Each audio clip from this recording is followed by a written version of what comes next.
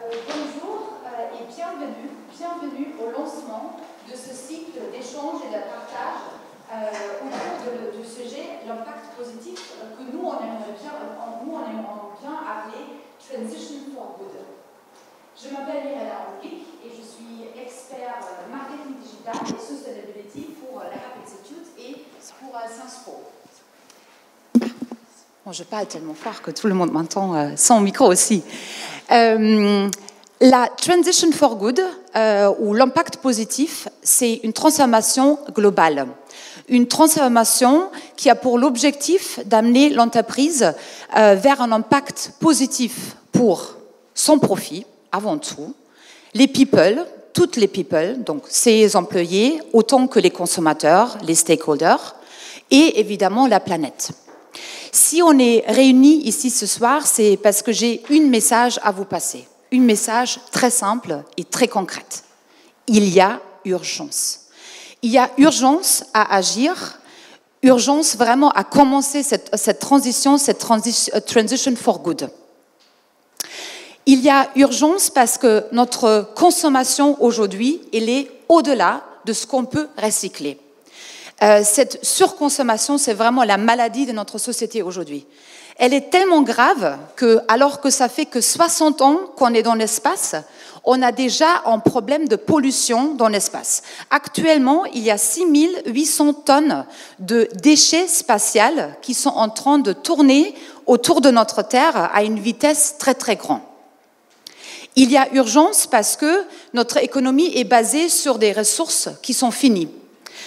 Des ressources comme le pétrole, par exemple, qui vont se achever bientôt, épuiser bientôt. Est-ce que vous savez à peu près combien de temps il nous reste pour le pétrole, par exemple?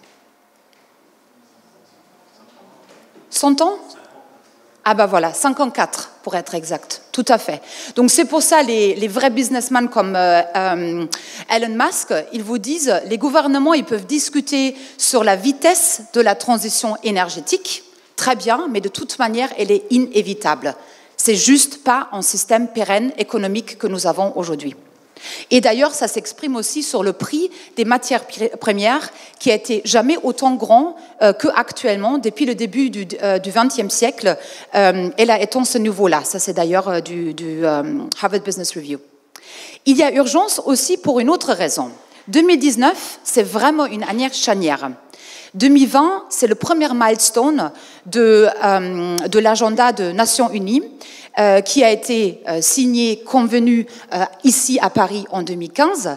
Et 2020, c'est très clairement un des premiers milestones où les grandes entreprises ont promis aux consommateurs et aux toutes les stakeholders des actions concrètes et un roadmap complète.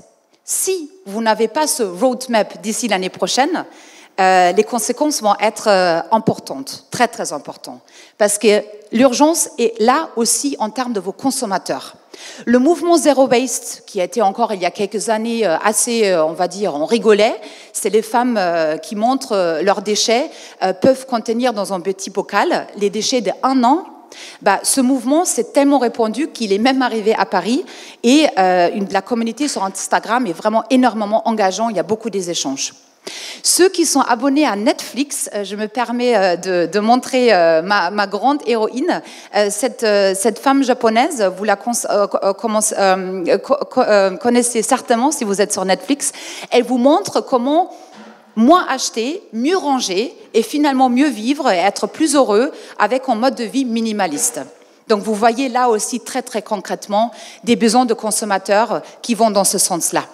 Mais il y a aussi urgence quand on écoute James Diamond de SAP, c'est le Investor Relations Manager, qui montre qu'aujourd'hui, très clairement, les entreprises qui se sont dévouées à l'impact positif ont une meilleure capacité de garder les talents et aussi de recruter les talents. Donc aussi, de ce côté-là, il y a urgence. Mais comment faire cette transition for good? À I want it all, I want it now. Ça veut dire que très sincèrement, très concrètement, c'est l'ensemble de l'entreprise. Vous tous, et vous êtes en target ce soir extrêmement hétérogène, des personnes, des départements stratégiques, digital, marketing, founder, CEO, etc., etc. Vous tous, c'est une affaire de vous tous. Parce que le gouvernement, à lui, il ne faut pas lui attendre. Bon, James va vous ensuite montrer un exemple où il y a l'espoir, mais très concrètement, les gouvernements, on va voir quand ils arrivent et à quelle vitesse. Mais on n'a pas des gouvernements. En fait, la vraie main, c'est dans la main des entreprises. Je voudrais vous donner 2 exemples. Le premier, c'est Trump. Trump, quand il s'est retiré du changement du Paris Agreement, c'était un scandale mondial, mais les entreprises américaines, elles, ne se sont pas retirées de l'engagement. Et au contraire, ils l'ont confirmé. Le secrétaire général des Nations Unies va vous dire qu'ils sont même allés plus loin, motivés par cette bêtise de Trump, de dire « je me retire », ils ont été encore plus engagés et plus motivés d'aller vraiment tenir leur engagement. Et il semble, les indicateurs sont tellement positifs qu'ils vont dépasser ce qu'ils ont annoncé en 2015. Et l'autre exemple, il ne faut pas aller jusqu'aux États-Unis. L'autre exemple, il est ici à Paris, annoncé par notre maire Anne Hidalgo en janvier 2019, il y a quelques semaines. C'est la collaboration de Nespresso, la filiale française du groupe de Nespresso mondial, qui a travaillé depuis 2009 avec le public-privé pour améliorer le système de recyclage. Et aujourd'hui, quand vous jetez votre capsule Nespresso dans la poubelle jaune, ils peuvent être triés et recyclés.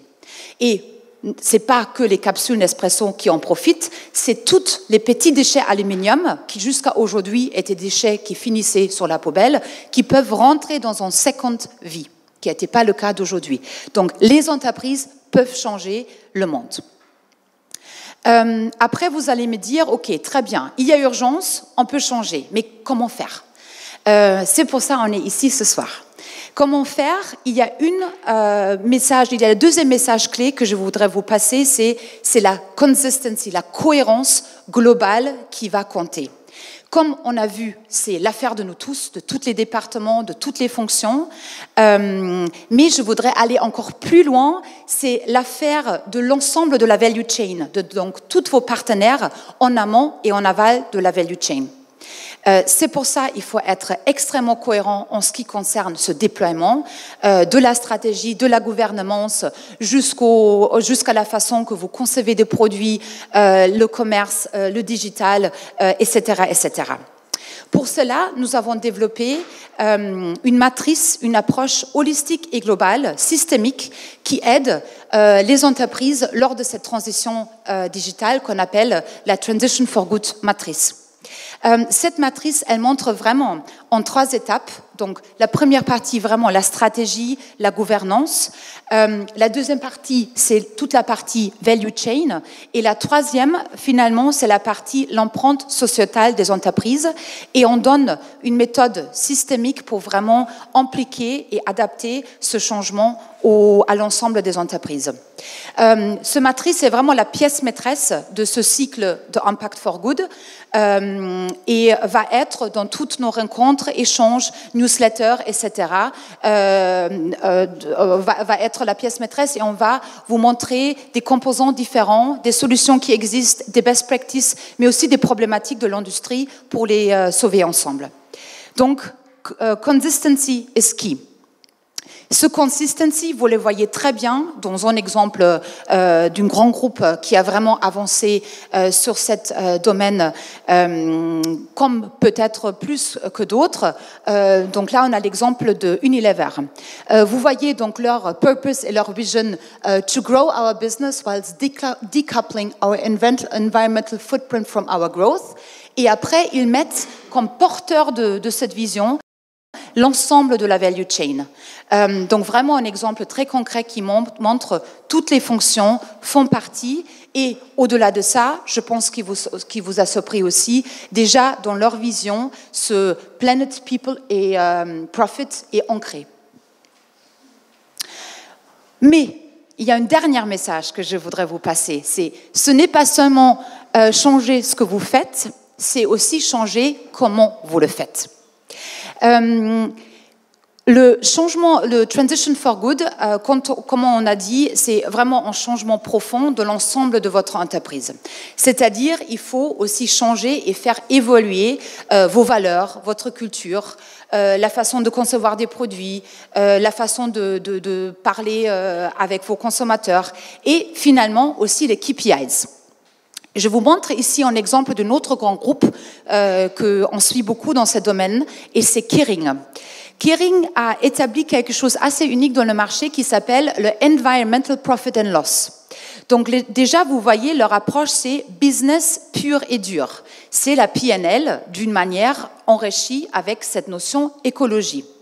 Ce qu'ils ont fait, et c'était en projet avec Puma, et une fois quand ils ont vu que ça porte des fruits, ils l'ont appliqué sur l'ensemble du groupe Kering. Donc toutes les grandes marques que Kering a, Gucci, Bottega Veneta, etc.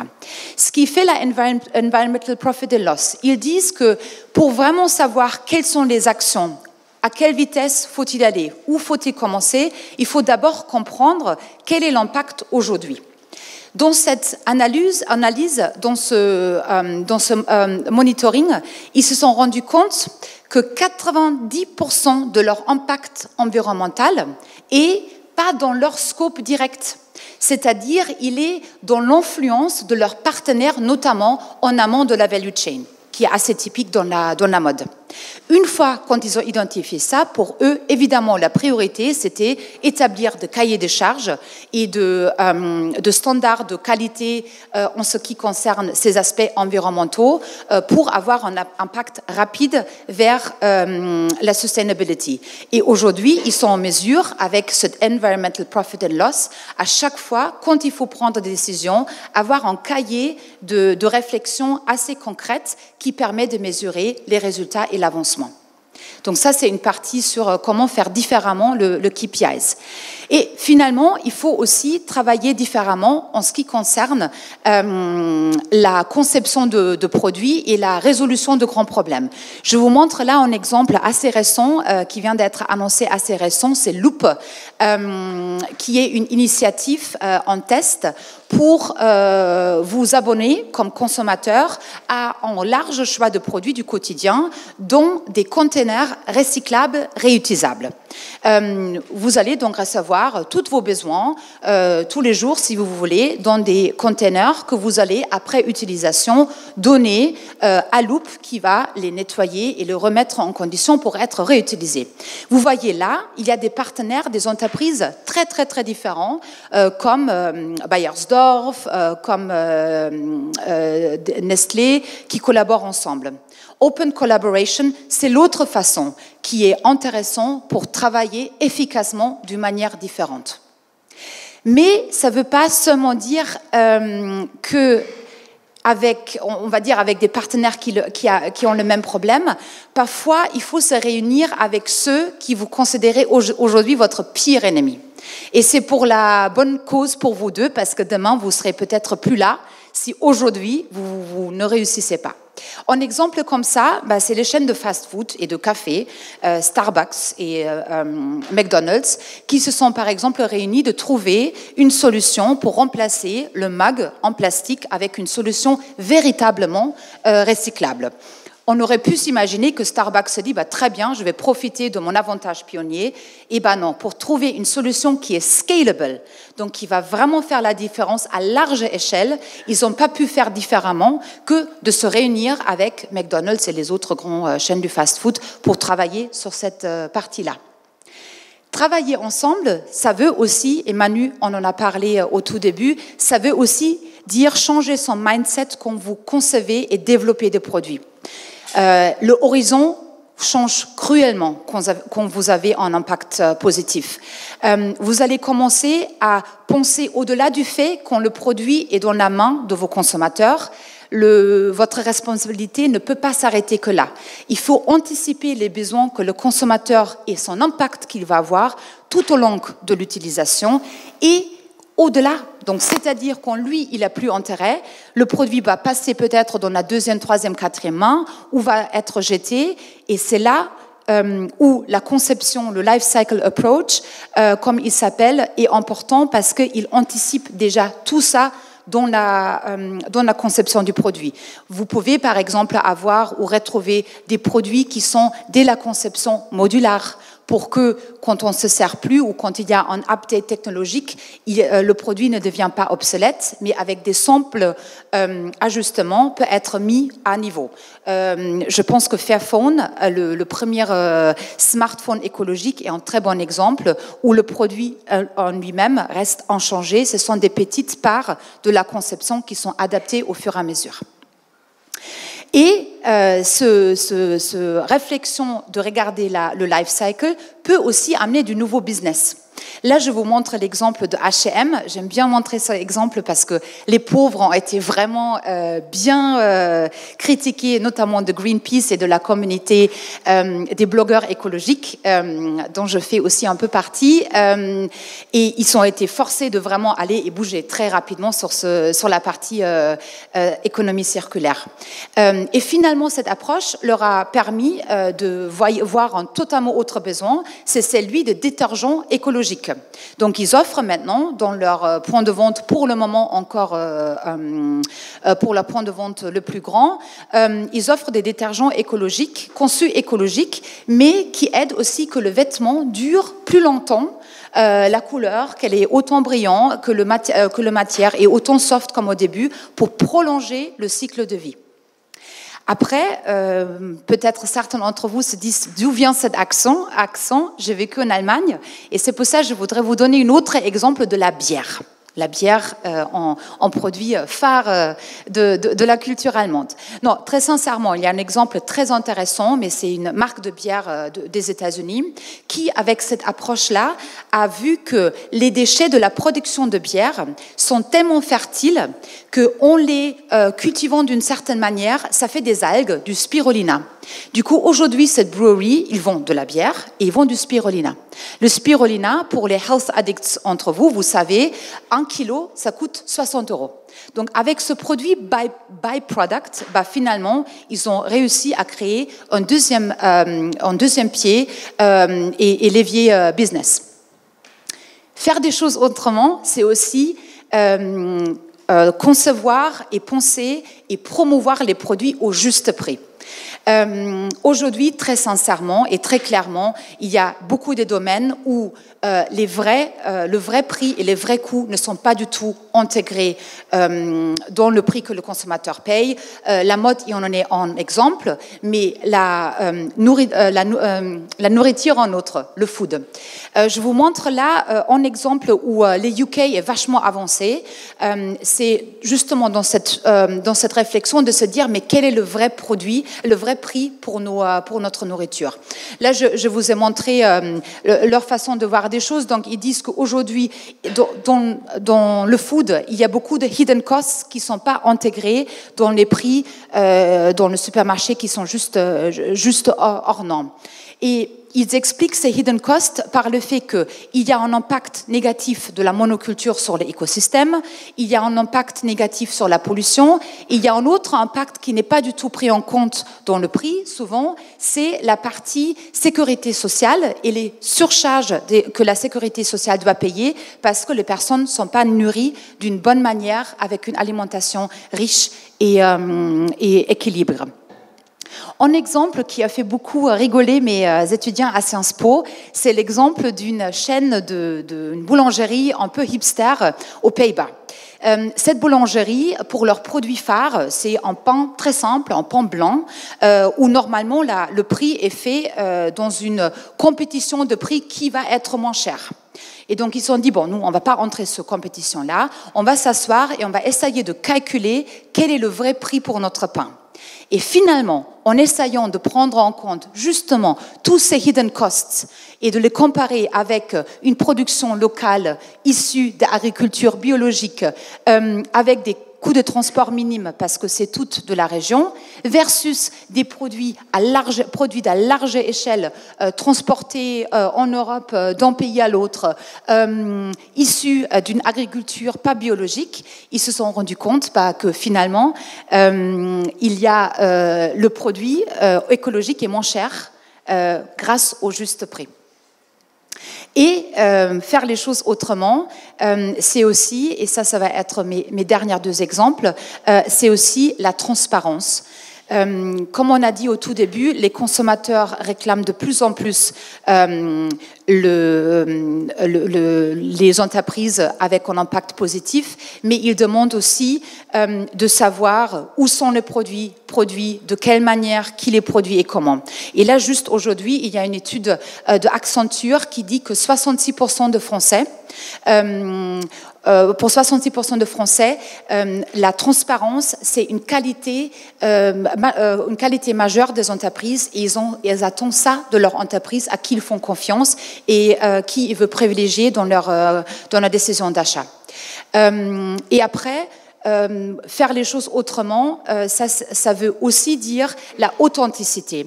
Et là, je vous montre un exemple, ce que vous invite vraiment à regarder. C'est une start-upeuse française, Marine Tanguy, qui a créé un magnifique mouvement qui s'appelle Visual Diet. Elle promue ça avec Saatchi et Saatchi et autres artistes qui sont engagés pour dire que les entreprises, il faut aussi se rendre compte de l'impact que vous avez sur les people et vos consommateurs. Et des études montrent que beaucoup de jeunes sont déprimés à cause de Instagram et Facebook parce qu'ils voient dans le monde des Kardashians une façon de voir la beauté qui se ressemble de plus en plus. Il y a des frustrations qui se créent. Donc, nous, comme entreprise, il faut aussi qu'on prenne ça en charge et qu'on garde ça en tête quand on communique. Donc, changer la communication et finalement aussi changer la façon comment on traite nos employés. C'est très bien de voir et c'est très important de se battre pour les droits des employeurs à Bangladesh, mais très sincèrement, regardons déjà entre nous et comment nous, on communique, on travaille ensemble dans nos entreprises ici à Paris et est-ce qu'on le fait toujours de la meilleure manière en ce qui concerne les conditions de travail et les conditions de collaboration. Et donc là, il y a une chose, une théorie qui s'appelle la symétrie des attentions. Donc, employee first, client second, parce que si vous traitez bien votre employé, si vous lui communiquez avec l'amour, il va faire la même chose avec vos consommateurs. Pour conclure, la transition for good, ce n'est pas une action d'image, en brand action plan. C'est vraiment un enjeu business. Et les entreprises qui ont compris ça, qui sont positionnées sur l'impact positif, ils sont plus performants. Et j'ai le grand plaisir aujourd'hui, avec nos speakers, avec les tables rondes, de vous présenter des gens, des fondateurs, des leaders qui vont vous dire, voilà, on s'est dédié à l'impact positif et les résultats sont là. Mais c'est aussi avant nous tous, donc c'est-à-dire inspiré avec ces bons exemples, on voudrait que vous repartez aujourd'hui et que vous preniez l'action. Mais quand je dis tout à l'heure, il faut changer ce que vous faites, il faut changer comment vous le faites, et aussi il faut que vous changez pourquoi vous le faites. Ne le faites pas pour vous acheter une bonne conscience. Ça ne va pas marcher. Vous n'allez pas avoir le bon mindset, vous n'allez pas avoir l'argent dont vous avez besoin auprès de vos boss ou vos investisseurs. Vous n'allez pas commencer à faire les bonnes choses. Faites la transition for good purement pour le business. Pour le business, pour une croissance pérenne et pour un impact positif sur l'ensemble de l'écosystème. Je vais finir avec un businessman qui m'inspire beaucoup, Paul Polman de Unilever, et qui justement vous dit « growth or good », on ne peut pas choisir. C'est « growth and good ». Voilà. Merci beaucoup pour votre attention.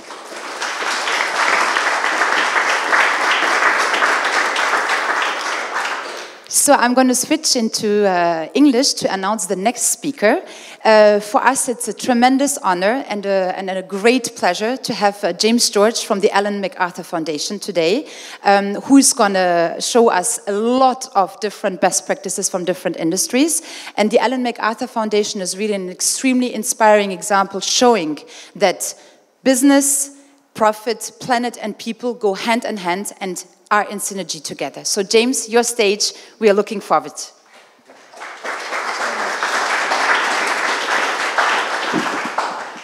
Thank you very much. Yeah, sorry, we're going to have to switch into English because unfortunately I don't speak French, so I haven't quite taken all of the previous, but there's certainly a lot of passion there that came across. Thanks very much for having me this evening. It's really great to be here. So, why am I here? Well, what I want to do over the next few moments is tell you a bit of a story. I look after business engagement for the foundation, which in reality means I get to speak to lots of commercial organizations about their aspirations around circular economy, and also tell stories.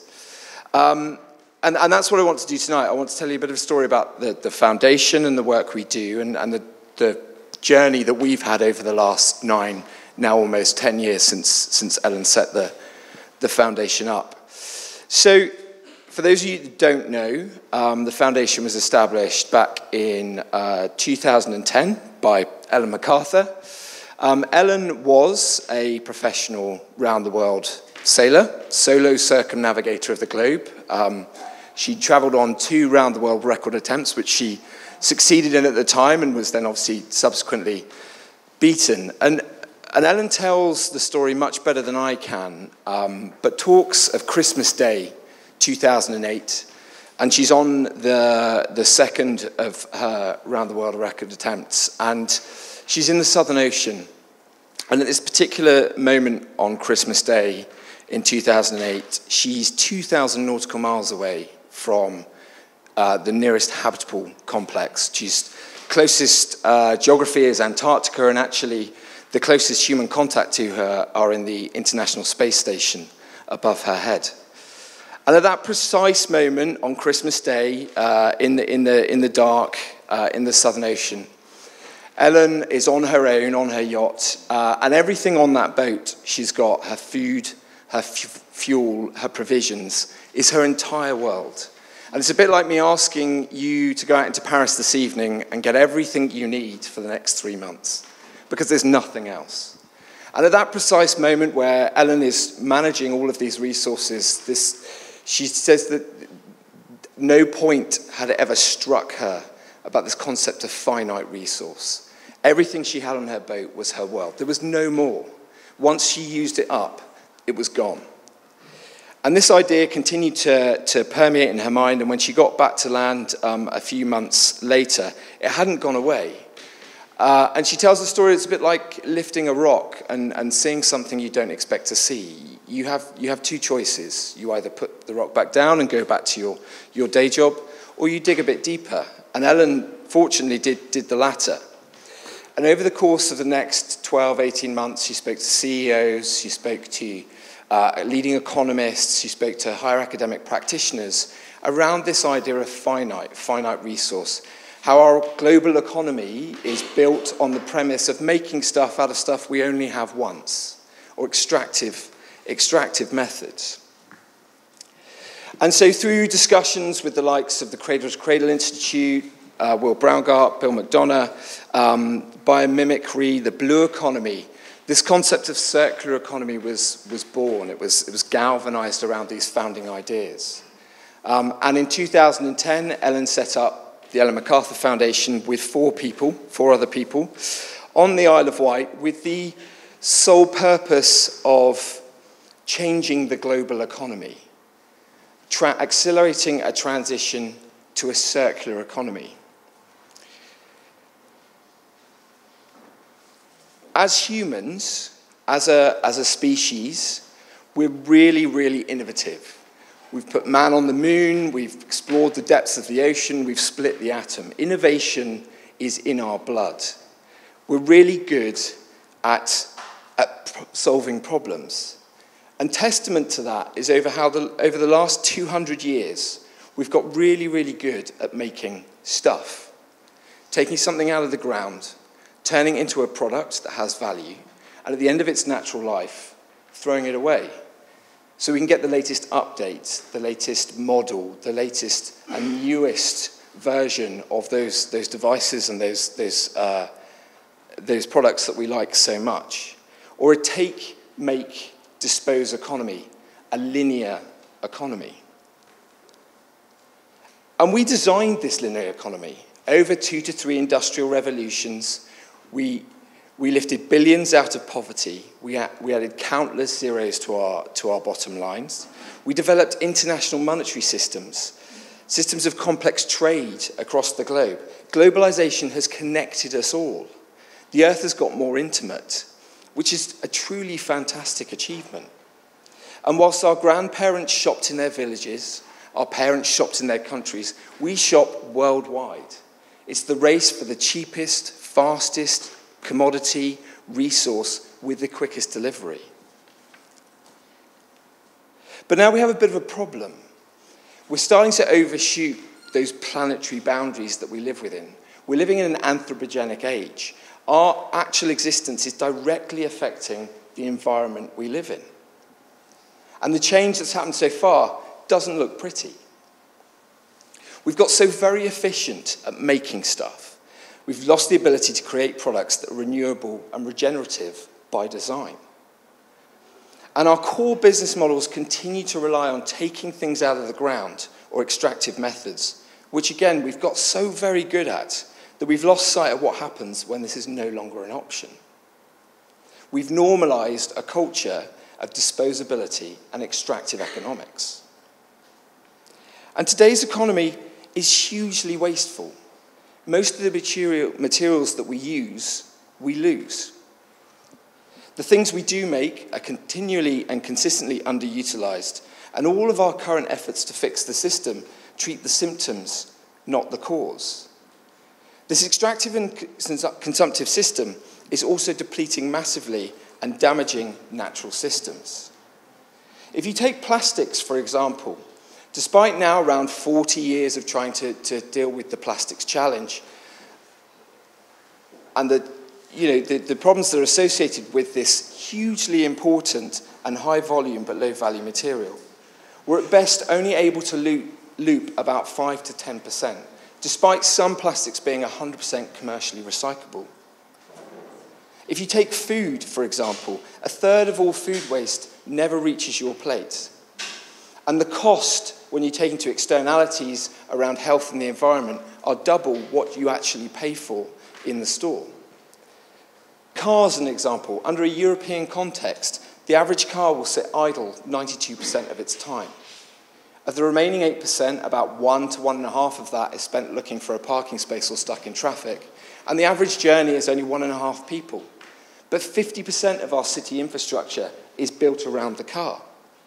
And even our humble office spaces, 60% of offices in Europe are underutilized even during office hours. And there are many more examples of underutilization, of opportunity being left on the table, money being left on the table. And these values are significant.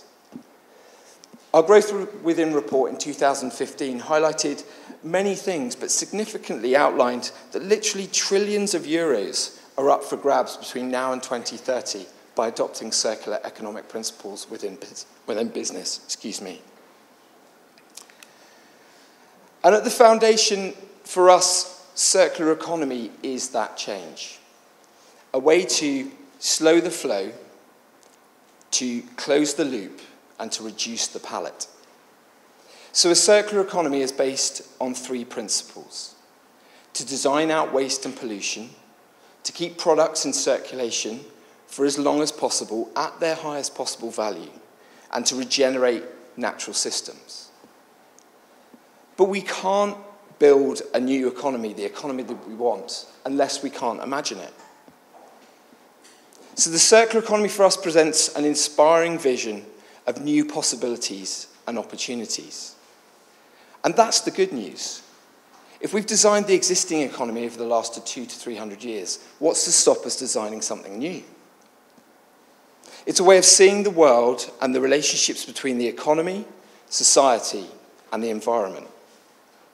And collectively, it can give us a direction of travel that embraces the reality of system-level thinking and the complexity of the natural world.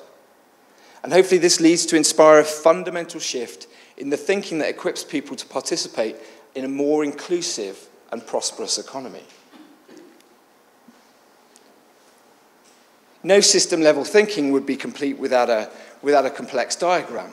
And at the foundation, we have our butterfly diagram. On the right, the non-biological side, and on the left, the biological side. On the biological side, nutrients flow and cascade, and after their use are returned back to the soil in the same way natural systems operate. Now, of course, when a robin dies, it doesn't become a new robin, but the nutrients flow back into that system and form parts of the next turn of the handle. Waste is a secondary resource. Waste is food. Waste has value. On the technical side, where technical materials are kept out of the natural environment or of such volumes that they can't be safely returned to the biological environment, in such an economy, we take a systemic perspective, cascading, starting at the point of design. The moment you design to take into account how items and products will be maintained, how they'll be reused, how they'll be repaired, remanufactured, cycling that value for as long as possible. You do ultimately recycle it, but this is the loop of last resort where there is no residual value left within that item. In this economy, then, the role of the consumer also changes. With materials flowing, you don't need to own materials anymore. As a consumer, you pay for performance of that product. If we take the car again as an example, and going back to that 92% of underutilization, what for a moment if you didn't sell 20 cars to 20 people, but you sold one car to 20 people? What you're doing now is selling mobility, not necessarily selling a car. Revenue shifts from one of selling a car to selling mobility and the servicing of that asset. As an organization, you retain the materials of that asset. You also, as we saw earlier, there's a lot of room for revenue growth in utilizing of those items.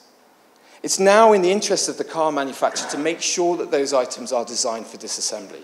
They're designed to be repaired, to be updated, to be kept in circulation as long as possible. And as the manufacturer, you own the asset, you own the residual value of that material, and that could be factored into business models. You can take that material to substitute new virgin stock and make the next generation of cars. Take that a step further. What if a car is no longer a car? What if it's actually a storage device for renewable energy, and we just use that to get from A to B? Again, by looking at new opportunities and new ways of engaging with consumers and customers, we can find new growth, new fiscal growth within flat economies. And one of the key enablers of that is the digital revolution. Circular economy gives purpose to a digital revolution.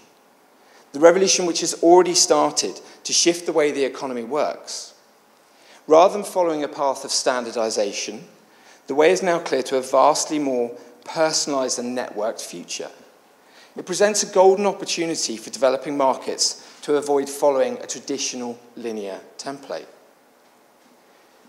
Digital technology has the power to support the transition to a circular economy by increasing transparency within value chains and providing feedback loops. The Uberization of things is allowing information and product exchange. It's allowing organizations and businesses to get to areas that were previously inaccessible or unprofitable. It's allowing companies to get into consumers' homes, to monitor their behaviors and their opportunities, and find the right business models, and you can unlock the value from those markets. Imagine then a city that is digitally enabled with enterprises both small and large, where production is local, value is captured from material loops, and customized. On-demand services are now the new norm. This profound improvement in the way that we design, make, and use our assets will open up new ways of participating in the economy. One of the difficult things, or one of the challenging things to do when businesses look at circular economy is, how do I point to value? How do I measure what good looks like, what success looks like? And that's a really complex challenge. And no one yet has managed to come up with a solution, a standardized solution of how we measure how circular our particular organizations might be. And I'm going to point to a couple of examples now.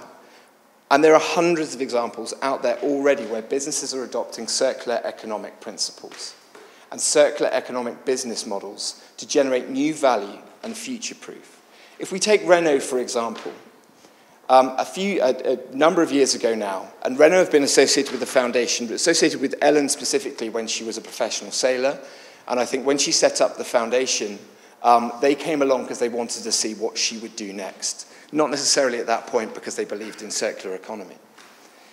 So Renault has been one of our core partners, one of our global partners since the beginning. About 4 or 5 years ago, Renault took the decision to be a pioneer within the automotive industry and decided to repurpose one of their manufacturing plants in France. They decided that there was so much residual value in a vehicle at the end of its life that they were going to try and capture some of that back. So they converted one of their manufacturing plants into a remanufacturing plant for engines and engine blocks. And after the outlay of the expense, they recalibrated the factory and they started producing not new, but as good as new, nearly new, the engine blocks from old engines. And what they found over the course of the next couple of years, they reduced their energy cost by 80%. They reduced their water usage by 85%. Their demand for virgin stock dropped by 90%. Their remanufacturing plant is the most profitable manufacturing plant within their entire Renault infrastructure. Call-centric, this is a US example. Now there's a tradition in the US around the Super Bowl, that typically people, the weekend before the Super Bowl, will go out and buy a 75-inch screen TV in preparation for the Super Bowl, and once it's finished, they'll return it to the store. The problem with that is, when it goes back, it doesn't go back to the store in the same condition it left. The packaging is missing, there might be superficial dents and dinks. And you can expand this through all consumer goods, through white goods, stuff that gets returned that is new or nearly new but can't be resold. And what you tend to find in some markets is that rather than that retailer selling it again or passing it on to a reseller, it just gets scrapped because consumers don't want it. Call-centric decided that this was a business opportunity and adapted the way that they worked with some of the larger providers for some of those items to actually just repair small components, to take these items that are 99% brand new and bring them back up to 100% standard and then access those to new markets. As a result of that, they divert all of their waste away from landfill.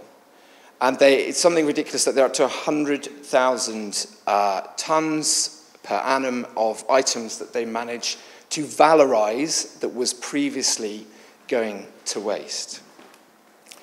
And finally, a British example, British Sugar, based in Norfolk. Take sugar beet, turn it into commercially consumable sugar. Been established in the UK for a number of years. And around 5, 6 years ago, they had a moment of thinking, we have 15 byproducts that come from the production of sugar from sugar beet. And at that point, those byproducts were just being wasted.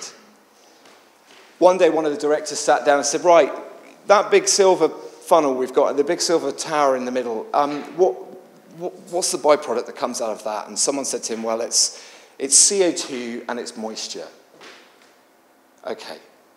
Well, surely that has value. Surely we can do something with that. So they looked at their processes. They looked at how they could take that exhaust byproduct and turn it into a valorized product.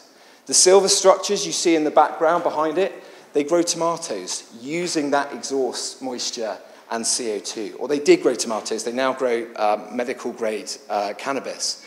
But they took the principle that waste had value. And now there is zero waste that comes out of British Sugar. Everything becomes a secondary resource for another organization. Now, there are 3 fairly large examples, but there are examples of circular economic practices and circular economic business models all over the globe. And it might not even be called circular economy. It is just the process of trying to find new fiscal value for things that we've traditionally thought of as waste.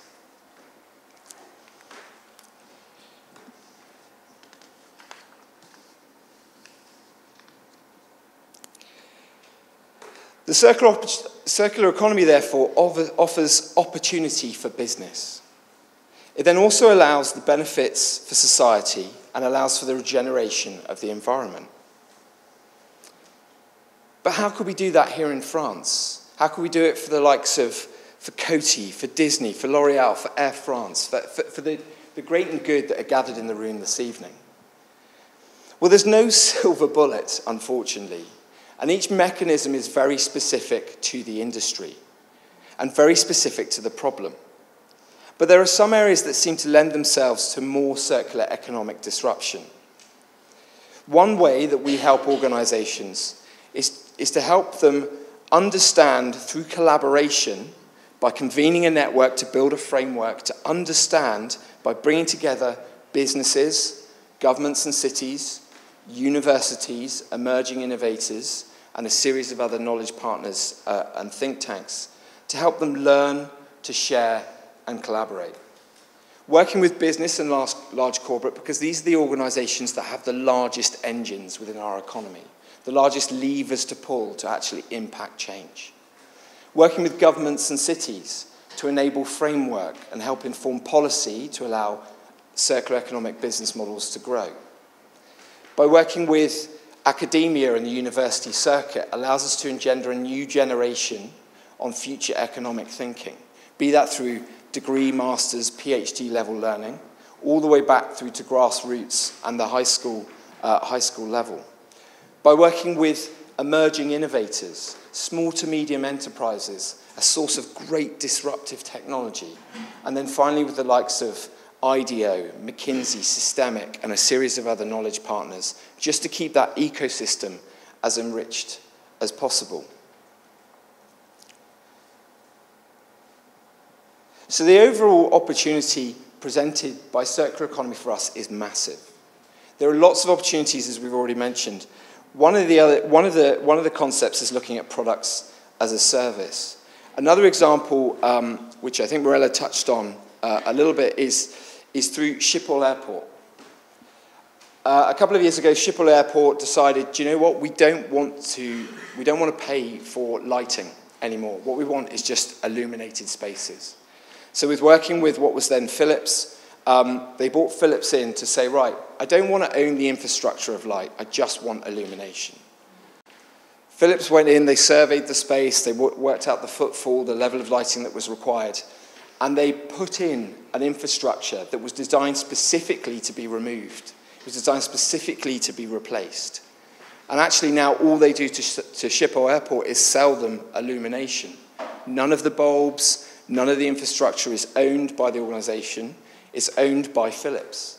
Therefore, it's down to Philips to make sure that those items are constructed in a way that provides longevity, but also allows them to replace it when new technologies come along. And it generates new fiscal value in a model that would be just to sell that produce and possibly a maintenance contract and then forget about it, which allows a greater level of customer and consumer interaction, a greater level of relationship building. So by thinking about how you can change the landscape of your own business, how do you engage your business in a way, how do you articulate the opportunities that may be in front of you? How do you articulate those opportunities to shareholders, to investors? How do we bring the value chain into the discussion? And this is not a challenge that any organization is going to solve in isolation. It has to be done with collaboration. It has to be done in a pre-competitive way that brings all members of that value chain together to solve the same challenge.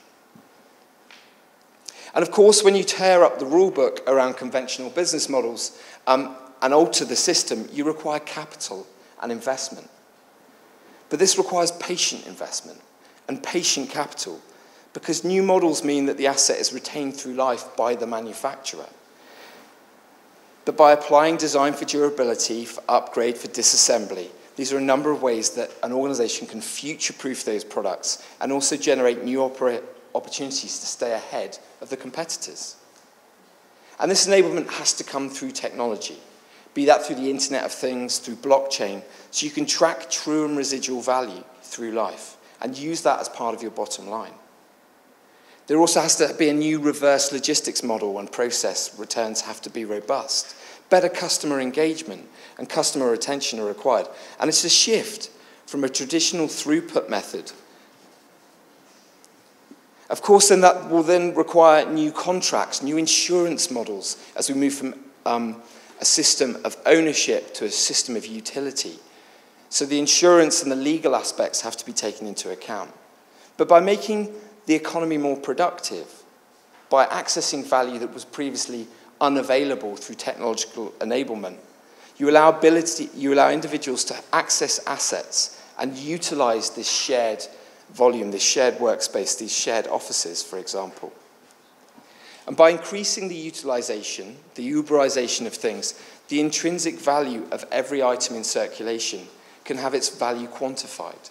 And that value can then be realized through that organization or as a secondary resource. By retaining materials, components and parts can be incorporated as part of the value and supply chain and also reduce waste in the system. We've also seen examples of local exchanges, which may help release value in different ways, be that social, fiscal, or environmental. So a circular economy offers the potential for better growth, and in doing so asks the important questions about not what is growing, but how we find new growth. Growth in a circular economy means moving away from creating value in depletive and extractive ways, and instead growing the most restorative and regenerative parts of our economy. And greater profits do await innovators and businesses who start to decouple from resource constraints, who increase future resilience, and who build better customer relationships. There are literally hundreds of organizations doing it already, from regenerative farmers to remanufacture to generators of renewable energy. And a growth in a circular economy also has societal benefits, which can lead to higher household income, improved health outcomes, and better quality products. The potential to boost jobs and also to contribute to meeting existing global goals. And a growth in a circular economy brings environmental benefits such as improving air quality, water quality, regenerating natural ecosystems and soils, and contributing to meeting the international climate change targets. But the starting point is a new framework of thinking, a brave transition from linear to circular.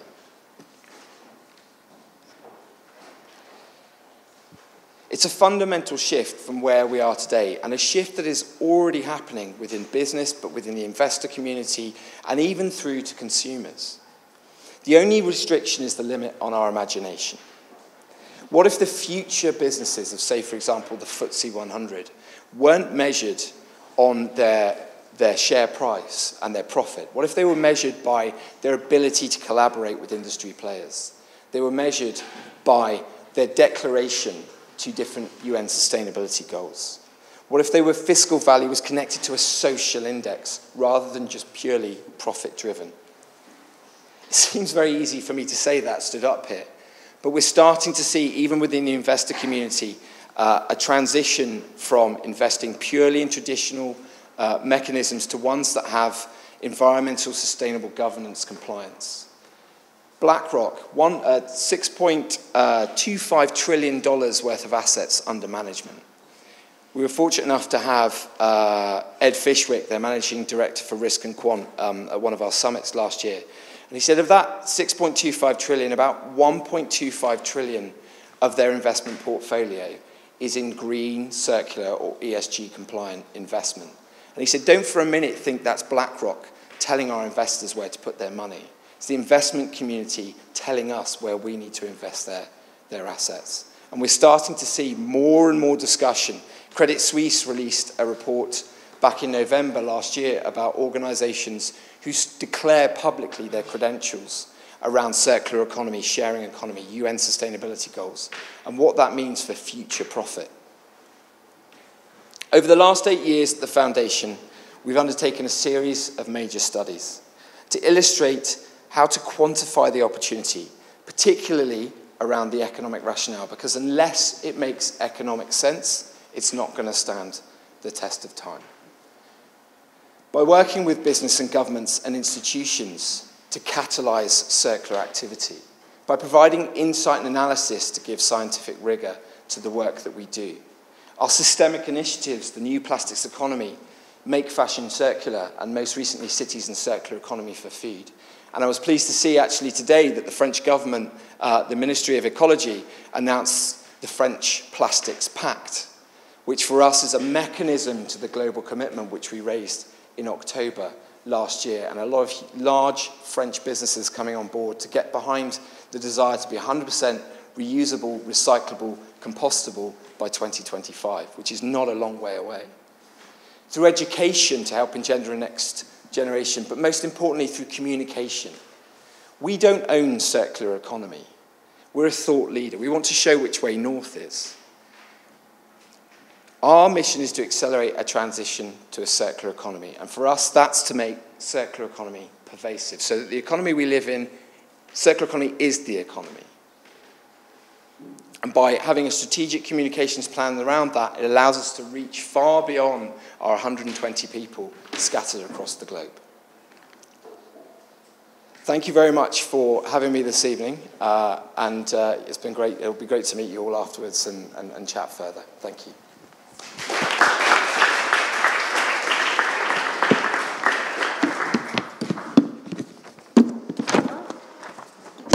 Thank you very much, James.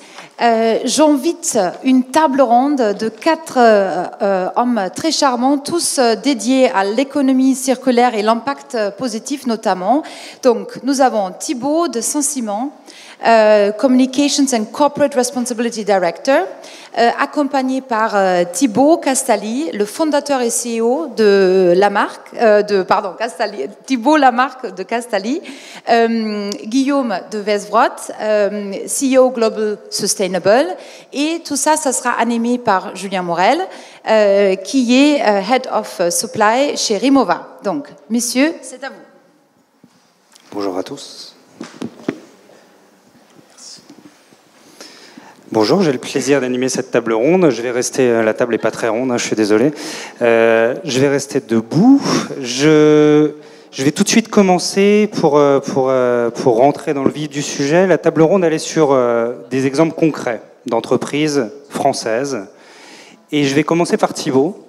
Thibaut, c'est le fondateur et CEO depuis 2011 de Castalli. Vous connaissez peut-être cette marque dans vos entreprises. L'histoire de Castalli, elle est toute bête, hein.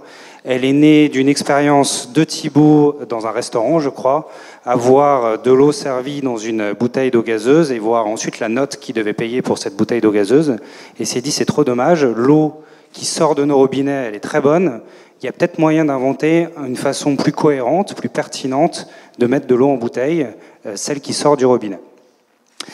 Et je suis l'actualité de Thibaut avec grand intérêt. C'est une entreprise maintenant qui ne peut plus s'appeler start-up, même si Thibaut aimerait toujours que ce soit une start-up, mais ce n'est plus une start-up, quasiment. C'est quasiment 50 collaborateurs maintenant. T'as pas passé la barre fatidique. On a dépassé la barre des 40. Ouais, mais t'as pas dépassé 50 encore, fais attention. Et Thibaut, c'est devenu une ESS, une entreprise sociale et solidaire. Je ne sais pas si vous savez ce que c'est qu'une ESS. Mais Thibaut va nous l'expliquer et va surtout nous dire pourquoi il a décidé d'être une ESS. Alors peut-être avant de passer sur l'ESS, donc c'est les entreprises de l'économie sociale et solidaire. Il y a peut-être 4 critères importants. C'est des entreprises à mission. Donc j'ai changé l'objet social de la société. Initialement, Castalli, on développait, on fabriquait, on commercialisait, on maintenait des fontaines à eau ou des objets d'amélioration de l'eau du robinet.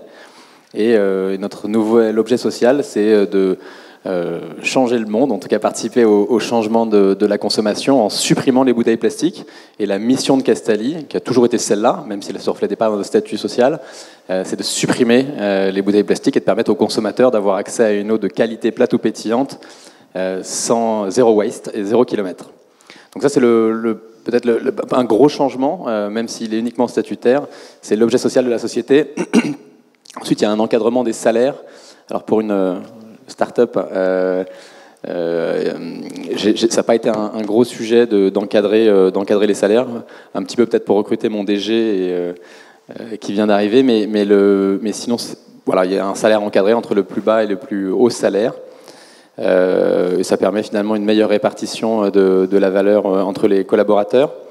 Il y a un autre objet important, c'est la distribution de la richesse. Donc il y a 50% des dividendes qui doivent être réinvestis dans la société. Alors une nouvelle fois pour nous, ça va pas être, j'ai un associé, un de mes actionnaires à ma droite là. Ça n'a pas été un sujet parce que ça fait 7 ans qu'Astali perd de l'argent. Alors c'est pas une mauvaise chose pour une start-up parce qu'on a des grosses investisseurs engagés, donc comme vous pouvez le voir. Et donc nous, on ne paye pas de dividendes. Au contraire, on investit, on est en phase d'investissement et on est sur un modèle de récurrence et d'abonnement. Et du coup, on est en train de construire notre parc qui fait que on sera très rentable demain. Donc en tout cas, il y a l'obligation de réinvestir 50% des dividendes dans la société.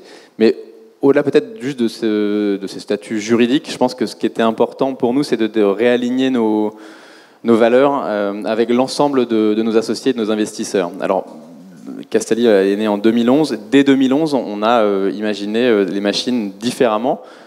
L'objectif, c'était de supprimer les vilaines bouteilles que vous voyez au fond de la salle, là où on va générer ce soir au moins une dizaine de bouteilles plastiques.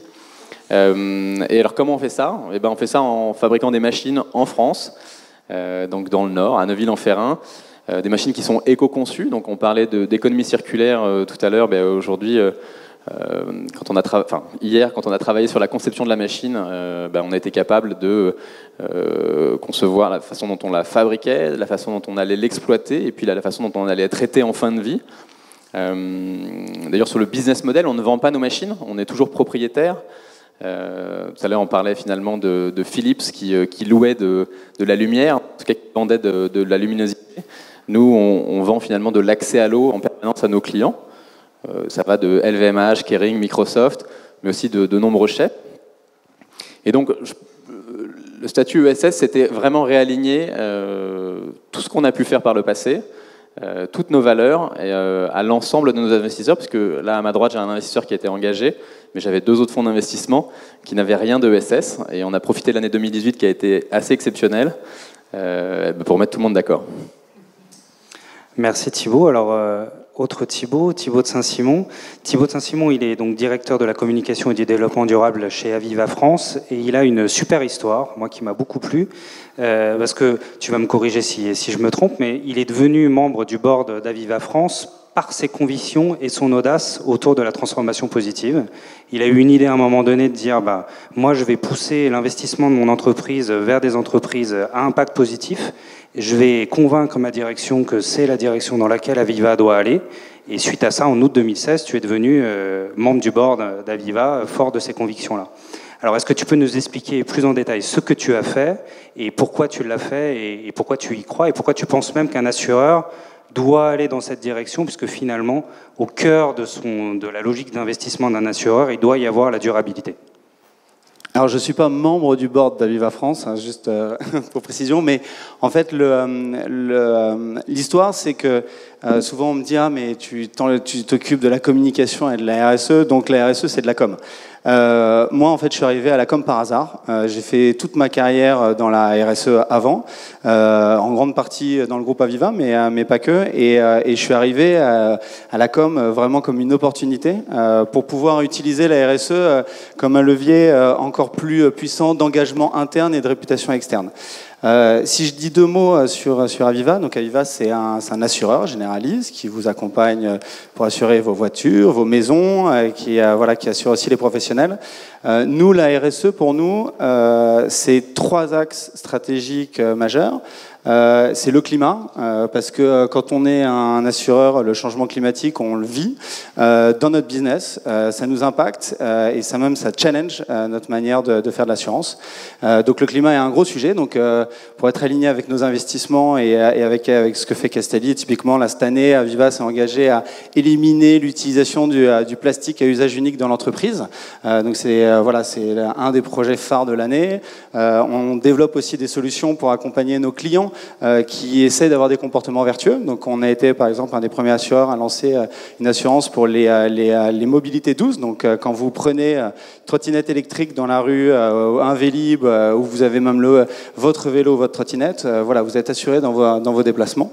Donc le climat, un vrai sujet clé. Le deuxième sujet, c'est l'investissement, parce que nous, notre impact, en fait, il est assez peu dans notre activité directe, parce qu'on est une entreprise de service, donc on a des bâtiments, on fait un peu de transport, mais je dirais le vrai levier d'action pour nous, il est dans notre métier, et notamment dans nos investissements. Et donc, un des exemples phares, c'est en 2016, mon directeur des investissements vient me voir en me disant « Thibaut, on va faire de l'investissement socialement responsable, je sens que c'est le truc du moment, il faut qu'on y aille, tout le monde y va, etc. » Et donc je disais « Ouais, mais en fait, tout le monde y va. » Donc nous, on le faisait en plus déjà un petit peu, et on voyait émerger un truc qui s'appelait l'impact investing.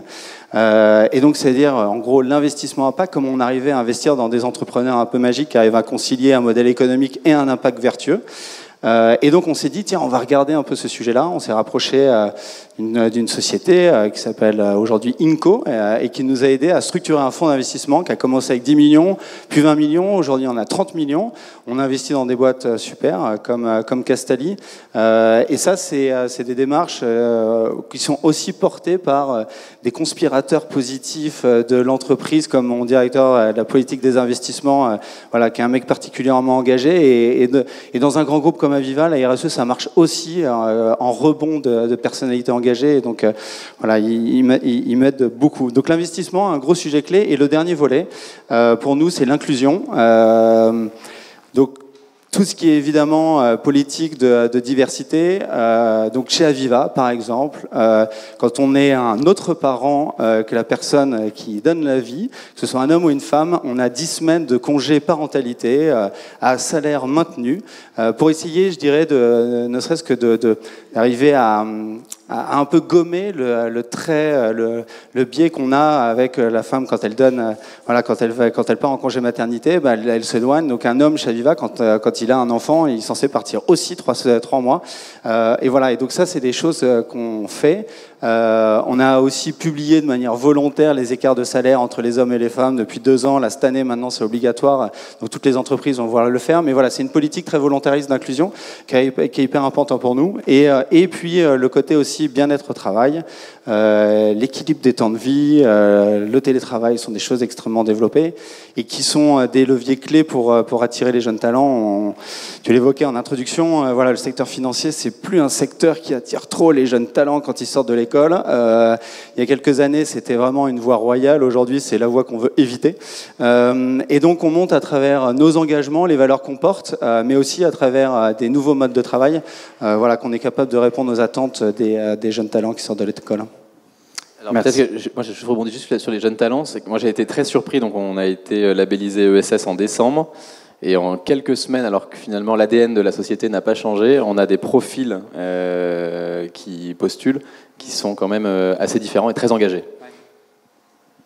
Merci beaucoup Thibaut. Alors Guillaume, est-ce que tu peux déjà me permettre de t'appeler Thibaut, ce sera plus facile pour moi. Donc Guillaume, tu es Chief Officer Global Sustainable Innovation de Pixelis. Tu nous expliqueras... Je change de titre toutes les semaines à peu près. Ouais, si tu peux nous expliquer après ce que tu fais à la pause, parce que j'ai toujours pas compris ton titre. Je me suis entraîné pendant 2 heures pour essayer de pas l'oublier. En fait, on est en entreprise libérée, et donc tu définis ton titre. Exactement. Donc, moi, j'ai choisi celui-là, mais c'est celui de cette semaine. La semaine dernière, j'étais Sustainable Innovation Catalyst, et celui d'avant, j'étais... La prochaine fois, on s'en parle ensemble avant que tu choisisses, ce sera plus facile. Et donc, tu as fondé Sustainable Brands Paris aussi. Alors, on vient de voir 2 entreprises à impact positif, dont une grande entreprise, puisqu'Aviva a 4300 collaborateurs en France, donc c'est une grande entreprise. Est-ce que tu peux nous dire aujourd'hui si, de par ton rôle un petit peu d'observateur de ce monde de l'entreprise, puisque Pixelis est une agence de design, et puis Sustainable Brands, tu vas les mettre tous ensemble autour de la table pendant 3 jours, est-ce que tu peux nous dire si ce mouvement d'impact positif, il prend forme en France auprès des grandes entreprises? Non, pas du tout. Merci. En fait, alors juste si je peux me permettre, aussi, je constate la même chose sur les profils en fait, d'abord qui affluent plus nombreux et puis qui sont très différents depuis que nous en fait on est une agence qui a une vingtaine d'années, on est une centaine de personnes et puis depuis 4-5 ans en fait on a lancé une libération de l'entreprise, donc on a mis toute l'entreprise à plat, on a appliqué une transparence totale et puis au passage, on est devenu une sorte d'expérience d'entreprise libérée. Donc, par exemple, depuis 6 mois, on fait un truc un peu bizarre, qui est que les gens s'accordent à eux-mêmes leurs augmentations. Voilà. On a plein de problèmes, mais en revanche, je constate vraiment que, effectivement, comme vous, on a, et depuis Sustainable Brand, c'est encore plus, un afflux des diplômés et de hauts diplômés, en fait, qui nous écrivent, alors qu'à la base, on est une agence de dizaines de 100 personnes, on n'était pas, enfin, c'est intéressant, c'est chouette, mais on est plein. Et on a vraiment un drain RH incroyable qui est en train de se produire de ce côté-là. Maintenant, nous, on n'est pas une multinationale. Effectivement, on travaille avec beaucoup de multinationales dans le monde entier. Et clairement, il y a un mouvement de fond. Il y a un mouvement de fond qui est lié à des drivers, d'abord, qui sont assez... justement, le besoin RH. Aujourd'hui, une entreprise comme Total ou Danone ou Procter & Gamble sont des entreprises qui ont pour tradition de récupérer régulièrement des hauts diplômés de grandes écoles plus ou moins facilement, et ce truc se tarit. Donc il y a une vraie problématique RH. Donc il y a des entreprises pour qui ça a été le premier driver, puis il y en a qui ont été mises en danger sur leur business, il y en a eu qui ont eu des crises. Si je prends le Rana Plaza et l'effondrement du bâtiment au Bangladesh il y a quelques années, ça a complètement retourné tout le secteur textile et ça a créé une lame de fond qui a été plus ou moins suivie, mais toujours suivie.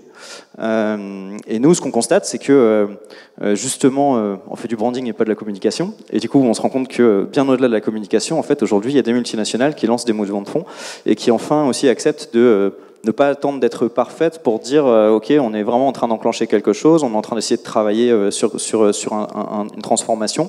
Nous, ce qu'on aime bien dire, c'est que si vous voulez pas être le prochain Kodak ou le prochain Sears, vous avez un peu intérêt à servir à quelque chose.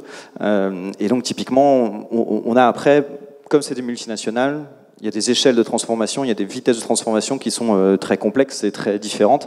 On a des entreprises aujourd'hui, par exemple, qu'on voit beaucoup, dont on parle beaucoup, comme Danone, qui est carrément en train de devenir Bicorp au niveau mondial. Emmanuel Faber est le premier à dire, attention, ça va prendre 15 ou 20 ans. Ils ont fait l'expérience en premier sur leur plus gros business qui est les USA, donc ils ont tout transformé en for benefit. Alors pour ceux qui ne connaissent pas, c'est un statut juridique pas exactement sur les mêmes thèmes, mais qui ressemble à l'ESS dans le sens où il oblige à transformer les statuts. Pour une entreprise cotée, c'est pas rien. Donc ils ont changé les statuts, ils ont mis l'environnement et le social dans les statuts, et puis ils ont transformé tout le business pour être cohérent avec ça. Et puis maintenant, il y a Danone Espagne, il y a les Deux Vaches. Voilà, ils continuent brique après brique. Mais Danone, c'est 120 000 personnes. Et quand on va chez Danone au Brésil, dans la direction de BU qui travaille avec je sais pas quel type de grande surface, ben souvent ils sont même pas au courant que Danone fait ça en fait. Donc il y a une répartition de l'effort qui est parfois lente, parfois inégale. Aujourd'hui, on constate une forme de départ dans ce mouvement dans pratiquement toutes les multinationales avec lesquelles on travaille. Vraiment toutes. Après, c'est à différents niveaux de maturité, quoi. Et comment on fait pour démarrer? Du coup, on a plein de grandes entreprises ici. Certaines n'ont sans doute pas démarré ce mouvement. Comment on fait pour enclencher le mouvement à part de venir voir Mirella et moi pour leur porter conseil, qu'est-ce qu'il y a d'autre qu'on pourrait leur conseiller pour démarrer? Surtout juste, ce qui est passionnant aussi aujourd'hui, c'est que les grands groupes, ils s'y mettent depuis déjà un paquet d'années, ils accélèrent un peu, mais maintenant, surtout, on voit que les petites entreprises s'y mettent aussi de manière significative. J'étais dans le jury des trophées de la nuit de la RSE là, cette année, et on voyait de plus en plus de PME qui présentaient des projets d'innovation RSE, et ça, c'est quelque chose d'assez nouveau, parce que clairement, elles n'avaient pas forcément les moyens d'investir dans ce domaine-là avant. Et aujourd'hui, elles voient ça que c'est un vrai levier de croissance. Donc ça aussi, c'est un indicateur très positif. C'est clair, il y a des outils qui existent. Enfin, je parlais de la libération de l'entreprise tout à l'heure. Clairement, c'est des choses qu'on ne pouvait pas faire facilement pour une boîte de 100 personnes il y a 10 ans, quoi. Il y a énormément de choses qui se développent. Il y a des conseils aussi qui apparaissent. Bonjour. Et puis, il y a une maturité sur ces sujets qui permet aux grandes entreprises de travailler avec des petites. Et donc, ça m'amène à un premier morceau de réponse à ta question, c'est que la première chose à faire, c'est de créer une collaboration. Donc d'arriver à ouvrir le truc, sortir de la culture du secret et de rentrer dans une collaboration. Tout à l'heure, on parlait du projet Loop. Je ne sais plus si c'est toi, je crois qu'il parlait de ça. Mais sur le projet Loop, par exemple, c'est ce qui m'amène directement au deuxième point, c'est génial.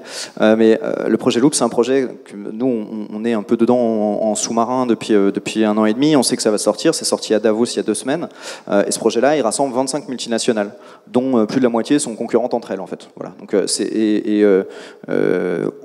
au-delà de l'intelligence de se dire en pré-compétitif, mes produits dépendent tous de la même source, de la même planète, des mêmes gens, des mêmes pays, etc.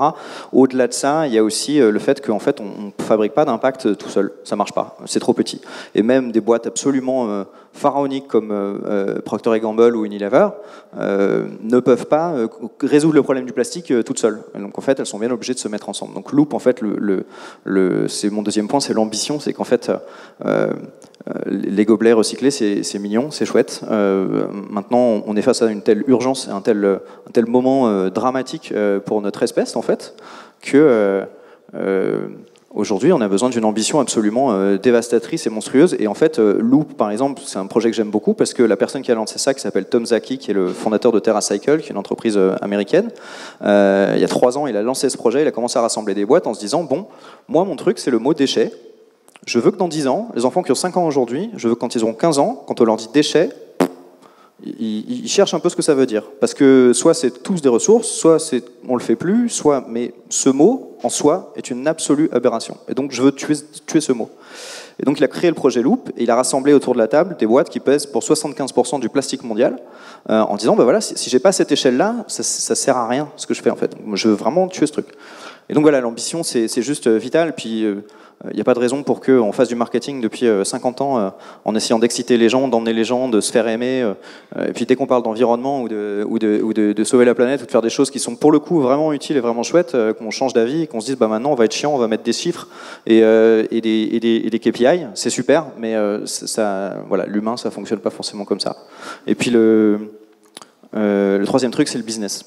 C'est-à-dire qu'en fait, pour ceux qui veulent, je serai à côté des bouteilles pour parler de Sustainable Bonds après, mais le principe, c'est quand même de dire, on a énormément travaillé comme des experts, et c'est marrant parce qu'il y a un parallèle avec la transformation numérique là-dessus. Le début a été fait beaucoup par des experts, et donc on a tout un tas de conférences RSE, de grands rassemblements, de trucs avec plein de directeurs RSE, plein d'experts de la CSR, de la sustainability, des ONG, etc.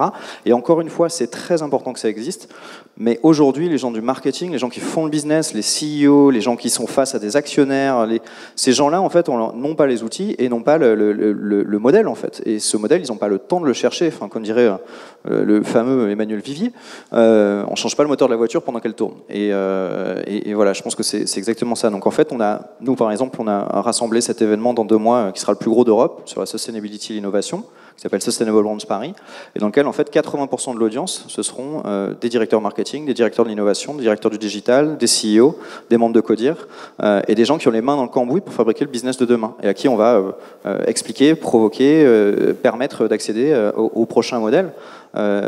On parlait de Patagonia tout à l'heure. En fait, nous, depuis le temps qu'on conseille les grandes marques mondiales pour essayer de retourner leur modèle, ça fait des années qu'on leur amène l'exemple de Patagonia, qui est absolument génial.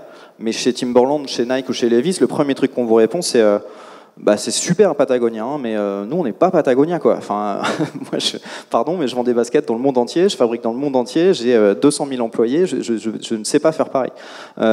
Mais il y a d'autres combats, il y a d'autres choses, il y a d'autres impacts. Quand on a de la publicité pour sa marque de soda à 6 000 mètres d'altitude au Chili, on a une puissance pour agir qui est absolument incroyable. Donc ce truc-là, on peut l'utiliser et on n'est pas obligé de faire le même impact que Patagonia, ça ne marche pas comme ça. Et donc typiquement, on a des réunions très sérieuses chez des grandes marques de textiles qui nous disent frontalement, on est jaloux de Patagonia, comment est-ce que nous, on peut faire notre Patagonia, notre business avec la croissance à 2 chiffres, mais qui est vertueux et qui fait qu'on sert à quelque chose, qu'on ne va pas faire partie des débris. Est-ce qu'on peut faire de la croissance à 2 chiffres ? Comment ? Est-ce qu'on peut faire de la croissance à 2 chiffres ? Est-ce que le monde de demain, c'est de la croissance à 2 chiffres ? Moi, non, alors ça, non, mais grande question. Je suis tout à fait. Quand on parlait d'économie circulaire tout à l'heure, finalement, et du projet Loop, moi, je pense que c'est un bon exemple. Finalement, Loop, ça limite la croissance assez mécaniquement. Oui, Non, mais oui, c'est vrai. En fait, après, il y a tout un tas de contradictions, je pense, liées aussi au modèle des multinationales. Il y a tout un tas de cultures à casser, en fait. Et typiquement, rassembler les multinationales dans un projet circulaire, de toute façon, tout à l'heure, on parlait de la Ellen MacArthur Foundation, on parlait du cradle to cradle, donc c'est pareil, ça prendrait beaucoup de temps à expliquer, mais il y a des boîtes, par exemple, le premier producteur de bière mondial, Carlsberg, ils ont la plus grosse communauté au monde d'économie circulaire. Ils sont en train de tout retourner, mais ils n'ont pas fini. Aujourd'hui, ils ont encore des vendeurs qui vendent des caisses de bière dans les bars, en fait. Et là, ce que je disais tout à l'heure, c'est que dans les multinationales, la culture s'infuse et espérons qu'elle aille assez vite. Voilà. Mais je suis bien d'accord sur le modèle de croissance qui est questionnable, qui est probablement pas le bon et sur lequel on travaille aussi. Voilà. Alors Thibaut, modèle de croissance à 2 chiffres, parce que c'est ce que tu vises. Même j'ai fait croissance à 3 chiffres l'année dernière. C'est ça. Je crois comprendre que tu cherches des fonds d'ailleurs. Alors comment fait une entreprise à impact positif pour chercher des fonds? C'est quoi sa particularité? Qu'est-ce qu'elle fait différemment? Alors il y a 3 ans, quand on a cherché des fonds, moi je voulais absolument avoir un fonds d'impact. Il n'y en avait pas beaucoup, donc j'en avais rencontré 3. Et puis j'ai un coup de cœur pour Inco, donc qui a été financé par Aviva. Pourquoi c'était important? Parce que typiquement les fonds d'impact n'ont pas les mêmes TRI, donc les mêmes rendements que des fonds plus classiques. Et je trouvais que c'était important par rapport à l'engagement de Castalli d'avoir un actionnaire de ce type-là. En 2000, et alors, ce qui était marrant, en 2015, on est rentré au Hub Startup de BPI France. Donc, on va dire qu'il y a eu une émulation autour de ces 11 startups qui a été sélectionnées par la BPI et incubées. Et ça nous a permis de lever dans des bonnes conditions. En 2019, l'eau a coulé et le temps est passé. Et aujourd'hui, je pense qu'être une société d'impact, c'est quelque chose qui est beaucoup plus à la mode, et j'utilise le mot mode volontairement, parce que je pense que c'est quelque chose de beaucoup plus commun. Donc là, il y a un nombre de fonds d'impact en cours de constitution qui est absolument énorme. Je suis impressionné par les montants. Là, hier, j'ai rencontré le patron d'un fonds de 100 millions d'euros qui est en train de se closer, là. Donc il y aura beaucoup d'argent disponible pour les boîtes d'impact. Moi, la question que je me pose aujourd'hui, c'est est-ce que je veux avoir un fonds d'impact ou est-ce que je veux avoir un fonds qui peut m'emmener sur un horizon beaucoup plus lointain? Donc là, aujourd'hui, je ne sais pas si tout le monde le sait, mais les fonds d'investissement ont des mécaniques de j'investis et au bout de 5 à 7 ans, je retire mes pions. Et c'est le cas pour à peu près tous les fonds de la place. Mais vous avez aussi d'autres fonds qui n'ont pas d'horizon de temps d'investissement. Et moi aujourd'hui, la façon dont j'ambitionne Castalli et la façon dont je me projette, puisque je veux porter la société très loin, je cherche un partenaire qui puisse s'inscrire dans la durée avec moi et donc s'inscrire pour de nombreuses années. Alors Thibaut, un des investisseurs, mais du coup, la question que je voudrais te poser, c'est tu es à 2 doigts de lancer un nouveau produit, enfin Aviva France est à 2 doigts de lancer un nouveau produit. Est-ce que tu peux nous en dire un peu plus en avant-première pour finir cette table ronde? Alors, pas du tout, parce que j'ai des confrères d'AXA là au fond de la salle. Donc, et comme on fait des choses en collaboration, mais pas tout non plus, non, je plaisante. On va travailler. En fait, un de nos gros axes 2019, ça va être le sujet de l'épargne, et donc ça fait le lien avec cette dimension d'investissement. Je pense que si je demande à chacun d'entre vous, est-ce que vous avez une idée de là où va votre argent, enfin votre épargne, quand vous le confiez à votre banquier ou votre assureur, je pense qu'il n'y en a pas grand monde qui va savoir où va son argent. Et donc nous, on a un vrai projet qui vise à avoir des produits qui permettent évidemment d'amener du sens, mais aussi de la traçabilité. Voilà, si on a envie de placer son argent dans des entreprises comme Castalli, aujourd'hui, il n'y a pas vraiment de véhicule qui permettent de le faire. On est partenaire, on a aussi investi dans une plateforme qui s'appelle Lita. Je vous encourage à aller le voir si vous avez envie de faire un peu d'activisme, d'investissement, voilà, qui permet de devenir actionnaire de start-up à impact social, qui fait du crowd equity. Donc voilà, donc ça c'est une des manières. Nous, ce qu'on sait faire, Lita, c'est vraiment de l'investissement un peu risqué et sur de l'equity. Nous, ce qu'on sait faire, c'est plutôt de l'investissement de long terme. Ce qu'on vend en premier lieu, c'est des investissements qui visent pour la retraite. Et donc, on a, je pense, nous, les assureurs, un vrai levier pour aller drainer de l'investissement qui va amener une transformation positive dans les entreprises et donc investir dans ce type d'entreprise parce que c'est des entreprises qui demandent d'avoir des capitaux, comme le disait Thibaut, un peu de long terme. Donc, c'est-à-dire que c'est risqué au début et puis après, ça devient de plus en plus rentable. Et donc, ça demande aussi des stratégies de long terme, quoi. Et donc, on va sortir d'ici quelques mois des solutions qui permettront à nos clients d'avoir une approche encore plus engagée que ce qu'ils peuvent avoir aujourd'hui dans leur épargne. Super, merci beaucoup. Merci à vous tous pour votre attention et j'espère que vous avez compris maintenant comment on engage le changement.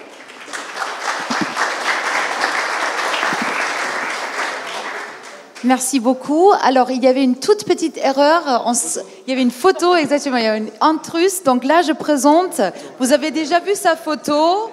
Voilà. Donc, il y a Guillaume Desnoë, cofondateur de All'Envie, qui a été donc déjà sur la photo, qui est là maintenant vraiment avec nous. Très contente d'avoir Johanna comme ma copine et Woman Power. Merci beaucoup. La COO de Hautang, aussi notre sponsor officiel. Et un peu une star dans le domaine, si je peux me permettre. Et Emery Jacquilla de la CAMIF, que beaucoup d'entre vous connaissez. Et la dernière table ronde, elle s'appelle l'entreprise à mission, quel impact visé. Donc, je laisse la parole à vous trois. Merci beaucoup. Toutes les trois sont normalement fonctionnelles. Merci. Bonsoir à tous. Donc, notre table ronde a 25 minutes pour vous donner un éclairage concret sur l'entreprise à mission. Peut-être que pour lancer le sujet, planter le décor, je vais laisser mes camarades présenter leur métier et leur mission, puisqu'il est question de cela. Donc moi j'ai créé All'Envie il y a un peu moins de 3 ans. All'Envie, on est une entreprise mission native comme on dit maintenant. Donc notre mission c'est humaniser l'accompagnement à domicile des personnes âgées. En fait avec 2 amis on s'est rendu compte que l'accompagnement des personnes âgées était déshumanisé par des logiques tayloristes et qu'aujourd'hui les gens qui font ce métier au quotidien le font dans très mauvaises conditions, à temps partiel subi, avec des formations infantilisantes et dans des modes d'organisation pas du tout libérés mais tout le contraire, souvent pyramidaux. Avec des gens qui leur disent toute la journée ce qu'ils doivent faire. Et nous, on a créé en fait des communautés autonomes, d'auxiliaires d'envie, qui accompagnent au quotidien des personnes âgées. Et la mission nous a emmenés tellement loin qu'on s'est mis finalement à développer aussi des formations pour l'ensemble des entreprises et des associations du secteur. Donc aujourd'hui, on a une activité de formation et de conseil pour des structures dans le médico-social qui adoptent ce nouveau mode d'organisation et aussi, on l'espère, la mission comme ADN principal de leur organisation. Eh bien, écoutez, la CAMIF, qu'est-ce qui connaît la CAMIF ici ? Bon, c'est pas mal. C'était la coopérative des adhérents mutuels des instituteurs de France qui avait été créée en 1947, puis qui a connu des heures de gloire et des difficultés. Moi, j'ai relancé la CAMIF il y a 10 ans maintenant, sur un modèle d'impact positif. D'abord pour Niort, pour les enjeux d'emploi à Niort, puis ensuite sur le Made in France et sur la qualité et la durabilité des produits dont on a fait le choix de relancer, sur lequel on a fait le choix de relancer la CAMIF. Et puis, très vite, est venue, au-delà du modèle d'impact, la nécessité, pour aller au-delà du périmètre des clients historiques de la CAMIF, de réinventer à la fois notre modèle d'entreprise, réinventer notre mission. Et quand on a décidé d'aller chercher des nouveaux clients, là, je peux vous montrer quelques exemples, mais si vous me donnez la zapette, je pourrais en plus. Et donc, on s'est lancé dans l'exercice de définir la mission de l'entreprise. Alors, ça ne s'est pas fait comme ça a pris du temps. Je vous propose peut-être de regarder un peu justement ce qui nous a mis sur ce chemin, sur comment on devient une entreprise à mission. C'est ça qui va être l'objet de mon témoignage ce soir. Puis Guillaume, tu pourras dire aussi qu'est-ce qui t'a motivé, toi. Au démarrage et au tout redémarrage, si on n'avait pas mis un modèle d'impact positif pour le territoire, pour les fabricants français, pour le développement durable, on n'aurait tout simplement pas pu relancer la CAMIF. Donc c'est l'attention qu'on a mise tout au redémarrage du projet, que notre projet puisse avoir un impact positif sur les enjeux sociaux, sur les enjeux environnementaux, et pour l'ensemble des parties prenantes de la CAMIF, on utilise un merveilleux acronyme, celui de la CAMIF. Le C, nos clients. Qu'est-ce qu'on fait de positif pour nos clients ? Le A, les actionnaires. Le M, le monde qui entoure l'entreprise, donc son territoire. Il n'y a pas d'entreprise vertueuse sans un territoire qui va bien. Et il y a une vraie relation d'interdépendance entre l'entreprise et son territoire. Le I, l'intérieur de l'entreprise, nos collaborateurs. En quoi le projet de l'entreprise fait sens pour les collaborateurs. En quoi c'est un levier d'engagement. Et comment on les fait grandir à travers le projet de l'entreprise. Et le F, les fournisseurs. Et c'est avec cette attention, depuis le redémarrage et chaque instant, dans chaque projet que l'on fait, qu'on est encore là aujourd'hui, 10 ans après, parce que c'était un projet ambitieux, un peu fou, et pas forcément évident, et pas forcément gagné d'avance. Alors, ensuite, très vite, il a fallu également redonner du sens à l'entreprise. Et pour moi, c'est ça que ça veut dire la RSE, ça veut dire redonner du sens à l'entreprise. Et pour ça, on a remis au cœur du modèle et de la redéfinition du modèle et des choix engageants le client, les clients historiques de la Camif qui étaient attachés à cette marque avec des valeurs qui avaient des valeurs fortes évidemment, qui étaient peut-être plus que les autres sensibles à l'écologie, etc. Et on leur a dit mais finalement pourquoi vous êtes si fidèles à cette marque, qu'est-ce qui fait que vous achetiez à la Camif? Et il est ressorti 3 choses: la qualité des produits, la fabrication française, le développement durable. Alors, on a misé, ce qu'on appelle le CQFD, sur le choix de la qualité, de la fabrication française et du développement durable. C'était en 2009, il n'y en avait pas encore de ministre qui portait la marinière. Le Made in France n'était pas du tout à la mode. Et le développement durable, on n'en parlait pas beaucoup. Bon. Et l'entreprise qui redonne du sens, c'est une entreprise qui adresse des grands enjeux de société. Et à travers les produits, à travers notre offre, à travers nos pratiques, à travers nos façons de faire, on adresse finalement 3 enjeux. Relocaliser nos achats et nos productions. Le deuxième enjeu, c'est d'agir pour préserver la planète. Et le troisième, c'est de réinventer notre filière, parce que, on l'a vu tout à l'heure, l'économie circulaire, on a besoin de changer d'échelle là-dessus. On se bat contre 100 ans d'optimisation de la chaîne de valeur. Et nous, on a pris le parti pris inverse de tous les grands distributeurs qui, sur notre secteur, sont beaucoup plus gros que nous, beaucoup plus puissants que nous, et qui vont chercher de plus en plus loin des produits de moins en moins chers. Nous, on a fait l'inverse. On a été chercher le plus près possible des produits peut-être plus chers, mais de meilleure qualité, qui vont durer plus longtemps et qui sont faits dans des conditions sociales et environnementales qui sont acceptables. Voilà. Alors ça, c'est les choix engageants qu'on a fait au redémarrage. Et une des premières innovations qu'on a lancées, on a parlé de la transparence tout à l'heure, c'est de redonner le pouvoir au consommateur, lui redonner le pouvoir d'utiliser justement son pouvoir d'achat pour favoriser des produits fabriqués localement, près de chez lui, pour savoir quand il achète un produit et qu'il puisse lui-même utiliser des critères de choix très concrets, qui sont des critères de bon sens, où est fabriqué mon produit, hein, et je peux choisir sur le site de la Camif de filtrer, si je cherche un canapé, du meuble, de la literie, etc., sur des critères géographiques, donc pays, région, département de fabrication, sur des critères environnementaux. Je veux avoir des produits qui sont évidemment de bois de forêt gérés durablement, ou je veux avoir des fair trade, et sur des critères sociaux. Je veux acheter un lit, par exemple, qui est fabriqué par un ESAT.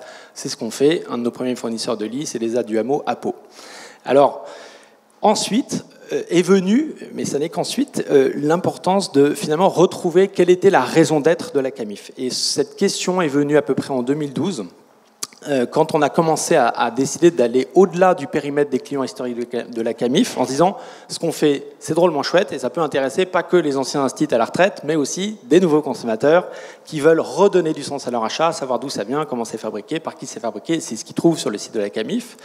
Et donc, on a fait l'exercice, et on a mis 2 ans et demi pour sortir ces 2 phrases, ne rigolez pas, merci.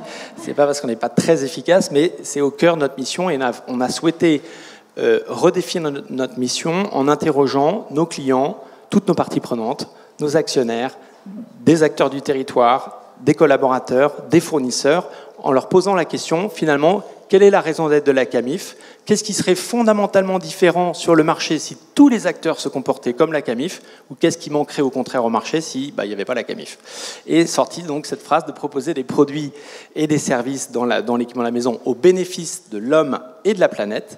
Et la deuxième phrase a été beaucoup inspirée des échanges qu'on a vus avec nos fournisseurs, qui nous ont dit on vous aime beaucoup à la Camif, mais en fait vous êtes quand même petit, donc c'est pas tellement le chiffre qu'on fait avec vous qui est intéressant, mais c'est la manière dont vous nous bousculez, dont vous nous challengez quand vous faites le tour de France, que vous venez avec des clients et qu'on travaille avec des ouvriers pour imaginer les produits de demain. Ça, il n'y a personne qui fait ça. Voilà. Et donc mobiliser tout notre écosystème, toutes nos parties prenantes pour imaginer ces nouveaux modèles de consommation, de production, d'organisation. Et c'est ça le cœur de la mission aujourd'hui de la Camif. Ça s'est fait en plusieurs étapes. Le chemin, en gros, il s'est fait en 3 étapes. Une première étape avec la relance et un modèle d'impact positif, 184 emplois recréés à Niort, 137 fabricants français qui représentent 73% de notre chiffre d'affaires, et le choix de la qualité du français du durable. La deuxième étape, c'est au moment où on a décidé d'aller au-delà des clients historiques, qu'on a fait une levée de fonds. On a eu énormément de mal. On a mis 2 ans pour trouver des fonds d'investissement qui acceptaient de rentrer dans la Camif parce que on avait l'image de la marque de la Camif qui s'était plantée. Ensuite, on n'était pas encore rentable en 2012. Et j'avais beau dire, mais vous savez, si le centre de relations clients qu'on a réinstallé à Niort, on le mettait à Madagascar, on serait rentable. Alors mettez-le à Madagascar. Non, justement, parce que c'est pas du tout l'objet du projet. Et puis, finalement, on a rencontré un des premiers fonds d'impact en France qui s'appelle Citizen Capital. Ce sont des gens formidables. Si vous cherchez des fonds, il faut aller les voir.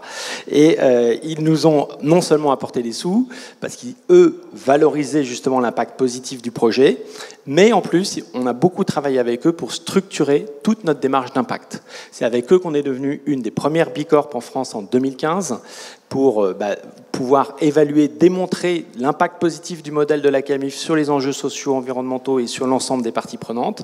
C'est un super référentiel, même si vous ne voulez pas aller jusqu'au bout de la certification, je vous invite à le faire parce qu'on se rend compte qu'à travers les choix qu'on fait au quotidien dans l'entreprise, on peut avoir une entreprise plus ou moins contributrice. Par exemple, une des questions qui m'avait marqué, c'est est-ce que vous travaillez avec des banques locales? Alors j'avais dit oui, parce qu'on travaille avec le Crédit Coopératif à Niort.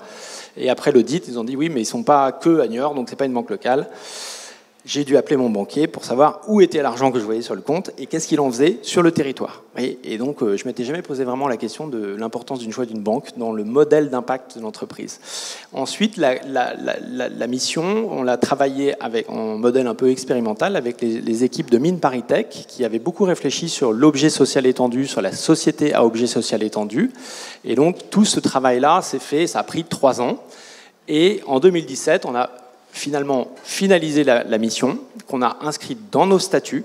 Et ça, c'est un gros changement parce que ça veut dire c'est un engagement très fort, celui des actionnaires, de ne pas tenir compte uniquement de l'argent et du profit à court terme, mais de tenir compte de la mission de l'entreprise qui, évidemment, a un impact, qui doit avoir un impact positif pour la société dans son ensemble. Et puis, beaucoup travaillé aussi, parce qu'on a été assez pionnier là-dedans, avec l'émergence de la loi Pacte, avec le rapport Nota-Sénar, et aujourd'hui, mais j'en parlerai un peu, et peut-être en parlera aussi Guillaume, la communauté des entreprises à mission qu'on a lancée, et dont Guillaume fait partie. Alors, en gros, les 3 piliers, je suis un peu long, je suis désolé, mais tant pis. Les 3 piliers qui fondent l'entreprise à mission et qui font la différence entre une entreprise à mission et une entreprise classique, c'est d'abord qu'elle a une mission qui va servir la société. Voilà. Donc cette mission, elle doit vous être propre, elle ne peut pas être la même à l'envie que pour la Camif.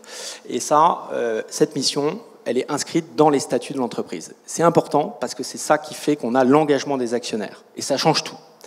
La deuxième chose, c'est que cette mission, c'est bien, mais si elle n'est pas traduite dans des engagements et si elle n'est pas évaluée, c'est du mission washing. Donc, il faut travailler l'évaluation de la mission. Et pour ça, on peut aussi créer une gouvernance spécifique pour la mission. C'est ce qu'on a fait à la Camif, avec ce qu'on appelle la cellulose chez nous, la cellule à l'objet social étendu, un petit clin d'œil, et qui a pour objet d'évaluer l'entreprise sur sa capacité à progresser dans l'exercice de sa mission. Voilà ces 3 points. Cette mission, on va aller vite, on l'a traduite en engagement, 5 engagements, celui de développer une consommation plus responsable, celui de faire de l'économie circulaire notre standard, celui de favoriser l'emploi et l'insertion sur les territoires, celui de proposer les meilleurs produits possibles pour la santé, et enfin, de transformer l'entreprise et sa filière. Et ces 5 engagements ont été déclinés sur les objectifs de développement durable dont on parlait tout à l'heure. Voilà. Bon, voilà, donc je passe là-dessus parce que je sens que je suis trop long, mais je vais vous citer 2 exemples qui illustrent qu'est-ce que c'est une entreprise à mission dans les faits, parce que c'est bien, mais soyons factuels. 2 exemples à travers comment on traduit au cœur de l'offre ce qu'est l'entreprise à mission, et puis comment l'entreprise à mission est finalement un objet hyper enthousiasmant et où on peut aller beaucoup, beaucoup plus loin que ce qu'on imaginait qu'une entreprise pouvait faire. Le premier truc, c'est comment on traduit la mission dans l'offre. Donc, il y a 2 ans, en même temps qu'on a sorti la mission, on s'est dit il faut accélérer sur la transition de notre offre et il faut qu'on ait des produits qui soient vraiment positifs pour le local, pour la santé, pour la planète, pour le social. Et donc, on a défini un cahier des charges, on a lancé Camif Édition sur un modèle. C'était un grand défi parce qu'en 7 mois, on est passé d'un camifathon où on a réuni ensemble des fabricants, des designers, des experts de l'économie circulaire, des consommateurs pour imaginer ces nouveaux produits-là. On a accompagné 13 projets et 6 mois plus tard, autour du Made in France, qu'on fait chaque année, on a vu les prototypes, fait les derniers arbitrages avec les clients, choisi les matériaux, etc. Et ce qui était un vrai défi, parce qu'en fait, les fabricants avec qui on travaillait, on ne les connaissait pas pour certains. Pour d'autres, on les connaissait, mais ils n'avaient jamais travaillé avec du tissu recyclé. Par exemple, c'est le cas de ce fabricant de canapés qui est à Neuville-en-Ferrain. Ces petits clins d'œil à Thibaut, voilà.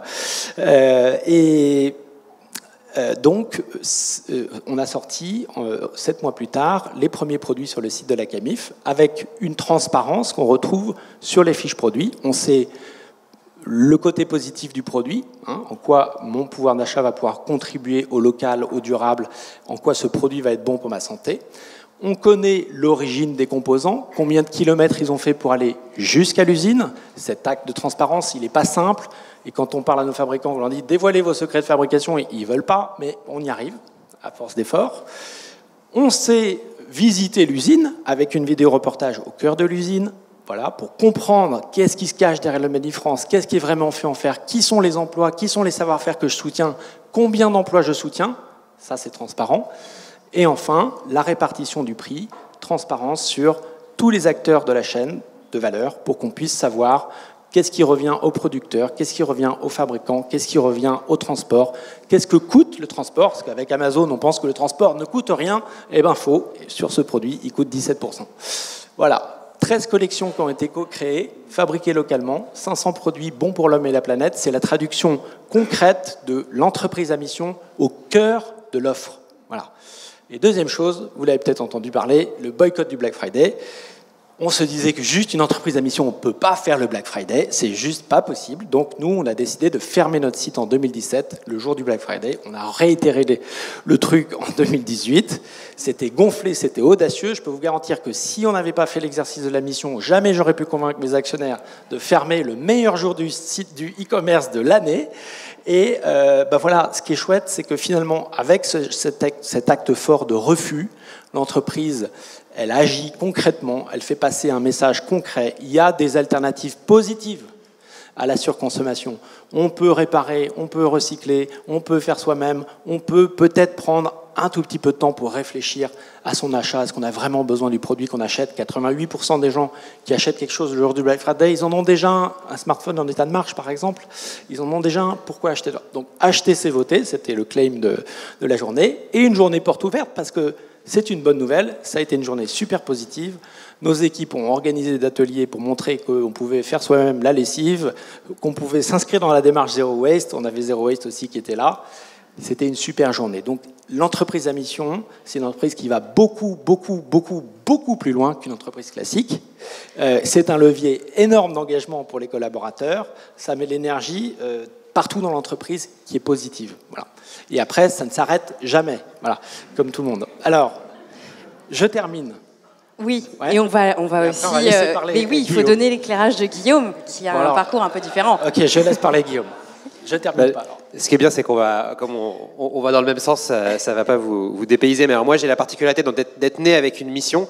Et pour aller dans le même sens qu'Emery, ça change tout. Ce qui est fascinant avec la mission, c'est qu'aujourd'hui, une entreprise telle qu'on la conçoit, il y a un capital qui est possédé par des actionnaires et on travaille pour les actionnaires. La mission, personne la possède. Par contre, elle appartient à tout le monde. Et ça, tout découle de ça, en fait. C'est-à-dire que le fait de co-construire avec ses clients ou d'impliquer ses collaborateurs, c'est, en fait, l'appartenance, la légitimité dans votre entreprise, en interne, se crée par l'engagement. Donc, c'est les gens engagés qui sont légitimes. Et donc, nous, concrètement, ça nous a amené naturellement à faire le choix d'une organisation très libérée, où les auxiliaires d'envie organisent eux-mêmes leur travail, parce qu'ils sont plus engagés au quotidien que nous dans la mission d'humaniser les personnes âgées. On n'a aucune raison de les priver de tout l'impact que peut avoir cet engagement. Donc on part du principe que c'est eux les gens engagés, nous on va les aider, être un support pour leur engagement. Le deuxième volet, c'est en externe. Finalement, ça vous amène à créer des écosystèmes. Emery a parlé de la co-construction avec ses clients. Nous, on co-construit avec nos concurrents. C'est aussi assez original. Ça a été évoqué tout à l'heure aussi dans d'autres domaines. Finalement, une entreprise classique à notre place pourrait se dire j'apporte une innovation, j'ai créé des formations spécifiques, un mode d'organisation spécifique. Maintenant, je vais le garder pour moi, puis je vais investir pour piquer des parts de marché aux autres. C'est un peu le schéma classique qu'on a en tant qu'entrepreneur, classique entre guillemets. Nous, assez vite, on s'est dit, non, en fait, notre mission, c'est d'avoir un impact sur le secteur. Donc, nos concurrents qui sont intéressés par nos méthodes d'organisation, plutôt que de leur protéger nos méthodes et de ne pas leur montrer, on va essayer de leur vendre et de trouver une méthode pour avoir un impact sur le secteur via ses concurrents. Et en réalité, ça fonctionne très bien parce que la plupart des gens, surtout dans les secteurs où il y a, par nature, je dirais, un objectif social, la plupart des gens sont bienveillants et ont envie de faire avancer la cause. Encore une fois, elle vous appartient, mais elle ne vous la possédez pas, donc vous pouvez la partager avec les autres. Ça nous a amené aussi à faire une gouvernance partagée avec nos auxiliaires de vie qui est venue naturellement parce que finalement, on s'est vite rendu compte que comme ça ne nous appartenait pas, il fallait statutairement créer un comité où on décide ensemble ce qu'on allait faire pour cet engagement. Deuxième sujet très important, c'est que derrière la mission, il y a aussi une exigence de cohérence qui vient parfois balancer l'exigence de performance. Dans une entreprise classique, il y a le dogme de la performance, c'est important, et dans l'entreprise à mission, on veut aussi être performant sur l'impact. Mais en plus, on veut être cohérent. Un exemple concret, je pense que si vous faites du marketing, vous avez toujours, comme tout le monde, parfois des casse-têtes sur les budgets. Est-ce que je dois investir plus en Google AdWords, plus en content marketing, lequel va performer le mieux, à quelle échéance de temps, etc. En fait, un jour, nous, on a cassé cette discussion qui nous est donnée au cerveau. On s'est dit, mais en fait, pourquoi est-ce qu'on va acheter des pubs de 25 signes sur Google pour dire qu'on est meilleur que les autres, sans faire passer aucun message sur l'humanisation des personnes âgées, au contraire, en répétant ce que disent les autres? Non, en fait, c'est pas cohérent avec ce qu'on veut porter, ça. Donc, on va plutôt faire du contenu où on va raconter quelque chose de différent sur les personnes qui accompagnent les personnes âgées, sur le vieillissement. Et donc, en fait, le sens a tranché des débats qui n'en finissaient pas. Et la cohérence, finalement, est venue, à côté de l'exigence de performance, driver aussi nos décisions business. Et est-ce que ça a été plus performant ? En fait, oui, c'est performant pour les doubles critères d'impact économique et social qu'on a aujourd'hui dans nos statuts. On le voit, c'est-à-dire que grâce à ce content marketing, en fait, mais c'est pas forcément la même performance que celle qu'on aurait estimée au départ, parce que grâce au content marketing, on génère des opportunités, notamment de collaboration avec des partenaires qui pourraient être des concurrents, pu être des concurrents. On génère de l'intérêt pour des gens qui veulent développer notre modèle en franchise ou autre. Donc en fait, on développe des choses qu'on n'avait peut-être pas anticipées. Mais il y a un côté aussi faire confiance à son intuition par rapport au sens de ce qu'on fait peut amener à du business, parfois autant qu'une approche ultra rationnelle à partir d'un objectif chiffré qu'on s'est fixé de pur business. Enfin, ça a été dit, mais sur les talents, c'est absolument exceptionnel ce que vous attirez comme personne. Nous, aujourd'hui, on est en train de débattre de l'entreprise à mission, la transition, mais les gens de 25 ans ne débattent plus, ils agissent. Et surtout, j'ai envie de dire presque les meilleurs. Enfin, moi, c'est vraiment ça que je constate. On a des personnes où j'aurais jamais pensé pouvoir les attirer avec la taille d'entreprise, le niveau de développement qu'on a. Et enfin, parce que comme tout le monde a dit du bien de son fonds d'impact, je vais faire pareil pour aussi illustrer ce qu'a dit Thibaut. Nous, on a fait une levée de fonds avec un fonds d'impact qui s'appelle FitTrust. Et il faut évidemment, une mission peut être, si on vend la boîte au bout de 5 ans, surtout quand on fait de l'innovation managériale comme nous, les statuts, c'est bien, mais il faut que les gens qui adhèrent au statut, vous sachiez vraiment ce qu'ils ont derrière et que tout est important. Nous, on a un pacte d'actionnaires dans lequel il y a des critères d'impact social. Et on a été très touchés parce que notre fonds d'impact, au dernier moment, il y avait aussi une clause de liquidité où il disait je vais sortir dans 5 ans ou 7 ans. Mais au dernier moment, il a dit non, en fait, moi, cette clause de liquidité, je ne l'actionnerai que si vous sortez de vos critères d'impact social. Parce que votre entreprise, l'impact social, il est lié à votre mode d'organisation. On ne va pas la vendre au plus offrant à quelqu'un qui va complètement bousculer le mode d'organisation et réduire à néant tous les efforts d'impact que vous avez fait pendant 5 ans. Et donc, même avec des schémas de fonds classiques qui sont censés revendre au bout de 5 à 7 ans, on arrive finalement à créer des pactes d'actionnaires, des documents juridiques qui protègent la mission, la gouvernance qui va assurer le développement de cette mission. Et enfin, encore une fois, comme la mission, je dirais la mission de développer l'entreprise à mission, nous on ne la possède pas non plus, mais elle nous appartient un peu. Donc voilà, Emery a lancé avec d'autres personnes la communauté des entreprises à mission pour vraiment pousser le message. Le statut officiel d'entreprise à mission est en train d'être validé par la loi Pacte, après quelques soubresauts. Et en fait, ce statut doit maintenant avoir de plus en plus de déclinaisons concrètes, parce que c'est un formidable outil, je dirais, de soft power pour accélérer la transition vers l'économie impact dans les grandes et les petites entreprises. Maintenant, si on ne l'utilise pas, si sur le terrain on ne le fait pas vivre, si on ne partage pas les bonnes pratiques, si on ne crée pas aussi la matière intellectuelle autour, il y a un risque pour que les tenants de l'entreprise à mission restent une poignée d'utopistes qui finalement donnent raison, un peu un repoussoir, et donnent raison à tous ceux qui ne veulent pas que le capitalisme change. Et donc, nous, on se sent vraiment cette urgence de donner de créer un mouvement et donner une concrétisation via la communauté à cette loi qui arrive. Mais Emery pour en parler. Alors justement, peut-être pour terminer, je pense que vous avez éveillé la curiosité de beaucoup de personnes ici qui réfléchissent à est-ce que j'ai envie de me lancer dans ce statut de l'entreprise à mission. Est-ce que vous pensez que c'est pour tout le monde en fait? Est-ce que moi, je pense que tous les dirigeants d'entreprise qui ne vont pas mettre au cœur de leur projet un modèle d'impact positif, leurs entreprises ne passeront pas le 21e siècle. Ça paraît assez certain. Les entreprises qui feront du profit très vite, demain, c'est celles qui auront d'abord un profit pour la société, un profit social, un profit environnemental. Et sans être capable, si l'entreprise n'est pas capable de prouver qu'elle a un impact positif sur les enjeux sociaux ou environnementaux, la plupart des consommateurs s'en détourneront, la plupart des meilleurs talents s'en détourneront, c'est déjà le cas aujourd'hui. Et ça va extrêmement vite. Quand on voit aujourd'hui le mouvement des lycéens, le mouvement des étudiants, le mouvement... Ça va beaucoup plus vite que notre capacité à l'intérieur de nos entreprises de changer.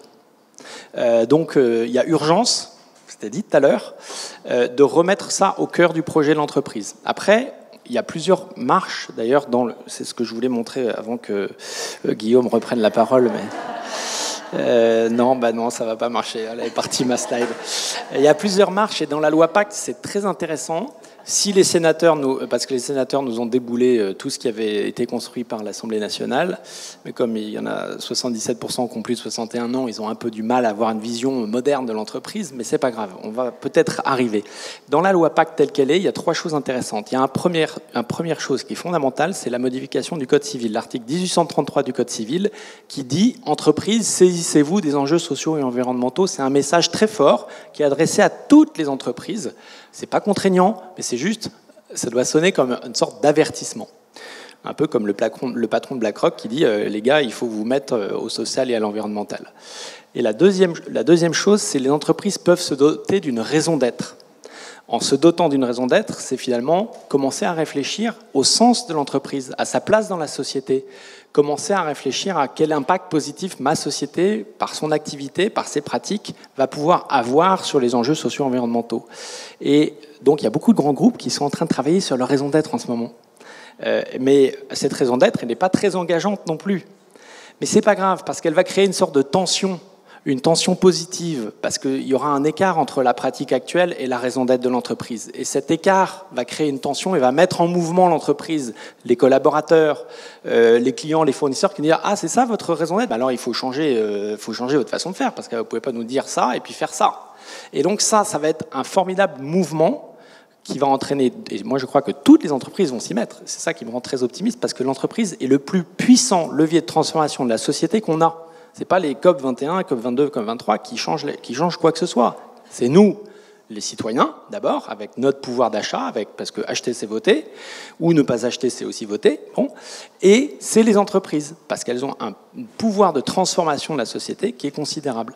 Et puis après, la voie ultime, c'est la société à mission qui, si vous voulez vous inscrire là-dedans, c'est la mission qui a un impact positif, qui est inscrite dans les statuts, qui obtient l'engagement des actionnaires, qui se traduit en engagement, qui se traduit en évaluation elle-même transparente pour que tout le monde soit au fait de comment l'entreprise agit, est-ce qu'elle est bien, est-ce qu'elle va bien. Donc ça veut dire aussi accepter l'humilité.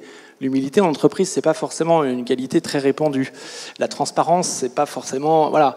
Mais oui, on n'est pas bon partout. Oui, il faudra le dire. On n'est pas bon sur ça. OK. Et puis la gouvernance, parce qu'il faut davantage associer les collaborateurs, mais aussi peut-être des parties prenantes externes de l'entreprise. C'est ce qu'on a fait aussi, des fournisseurs, voilà, pour pouvoir rendre l'entreprise meilleure. Voilà.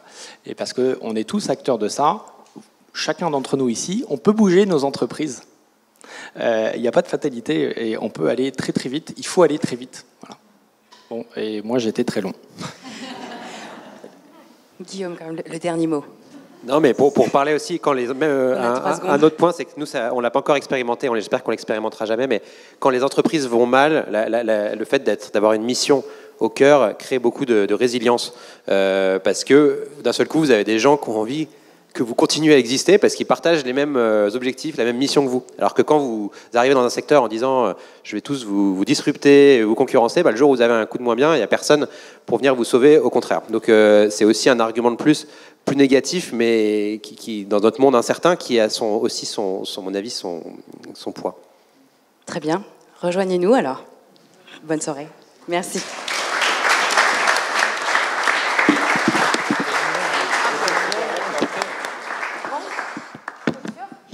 Je me permets de rajouter en P. On avait vu profit, planète, people et je pense passion. On l'a vécu ce soir avec tous les speakers et on voudrait les remercier pour leur passion, leur énergie partagée. Et le dernier mot, Julien? Le dernier mot, c'est qu'on vous a dit que c'était le premier événement d'un cycle, ça veut dire qu'il y en aura d'autres. Le prochain événement du cycle, il est dans le cadre de Sustainable Brands avec Guillaume, alias Thibaut. Ce sera le 23 avril, je crois, le mardi 23 avril. Donc c'est un événement dans le cadre de Sustainable Brands. Vous pouvez tous vous y inscrire d'ailleurs à Sustainable Brands. C'est du 23 au 25. Et le 23, on va animer des workshops dans le cadre de Sustainable Brands, dans le cadre de ce cycle. Et on voulait aussi, est-ce que tu peux, Lucas, nous mettre les slides? On avait des gens à remercier, au-delà de remercier le Hub, au-delà de remercier tous les intervenants, et au particulier au Hub, tous ceux qui nous ont aidés à préparer cet événement. On a aussi des ambassadeurs. Cet événement, ce cycle n'existerait pas sans tous ces ambassadeurs qui nous ont donné de la motivation, de l'envie à mettre tout ça en place. Certains d'entre eux sont là ce soir, comme Thierry. Merci beaucoup Thierry d'avoir été là. Et puis James et Thibaut qui ont brillamment intervenu avec nous. Mais il y a du coup une professeure de Sciences Po, il y a un négociateur de renom qui s'appelle Laurent Combalbert. Il y a beaucoup de monde qui nous ont aidés à lancer ce cycle et on voudrait les remercier. Et à travers vos applaudissements aussi, remercier tous ces ambassadeurs qui nous ont aidés à monter cette mission. En tout cas, on pense avoir une mission sur la société. On la lance ce soir avec vous. Merci beaucoup.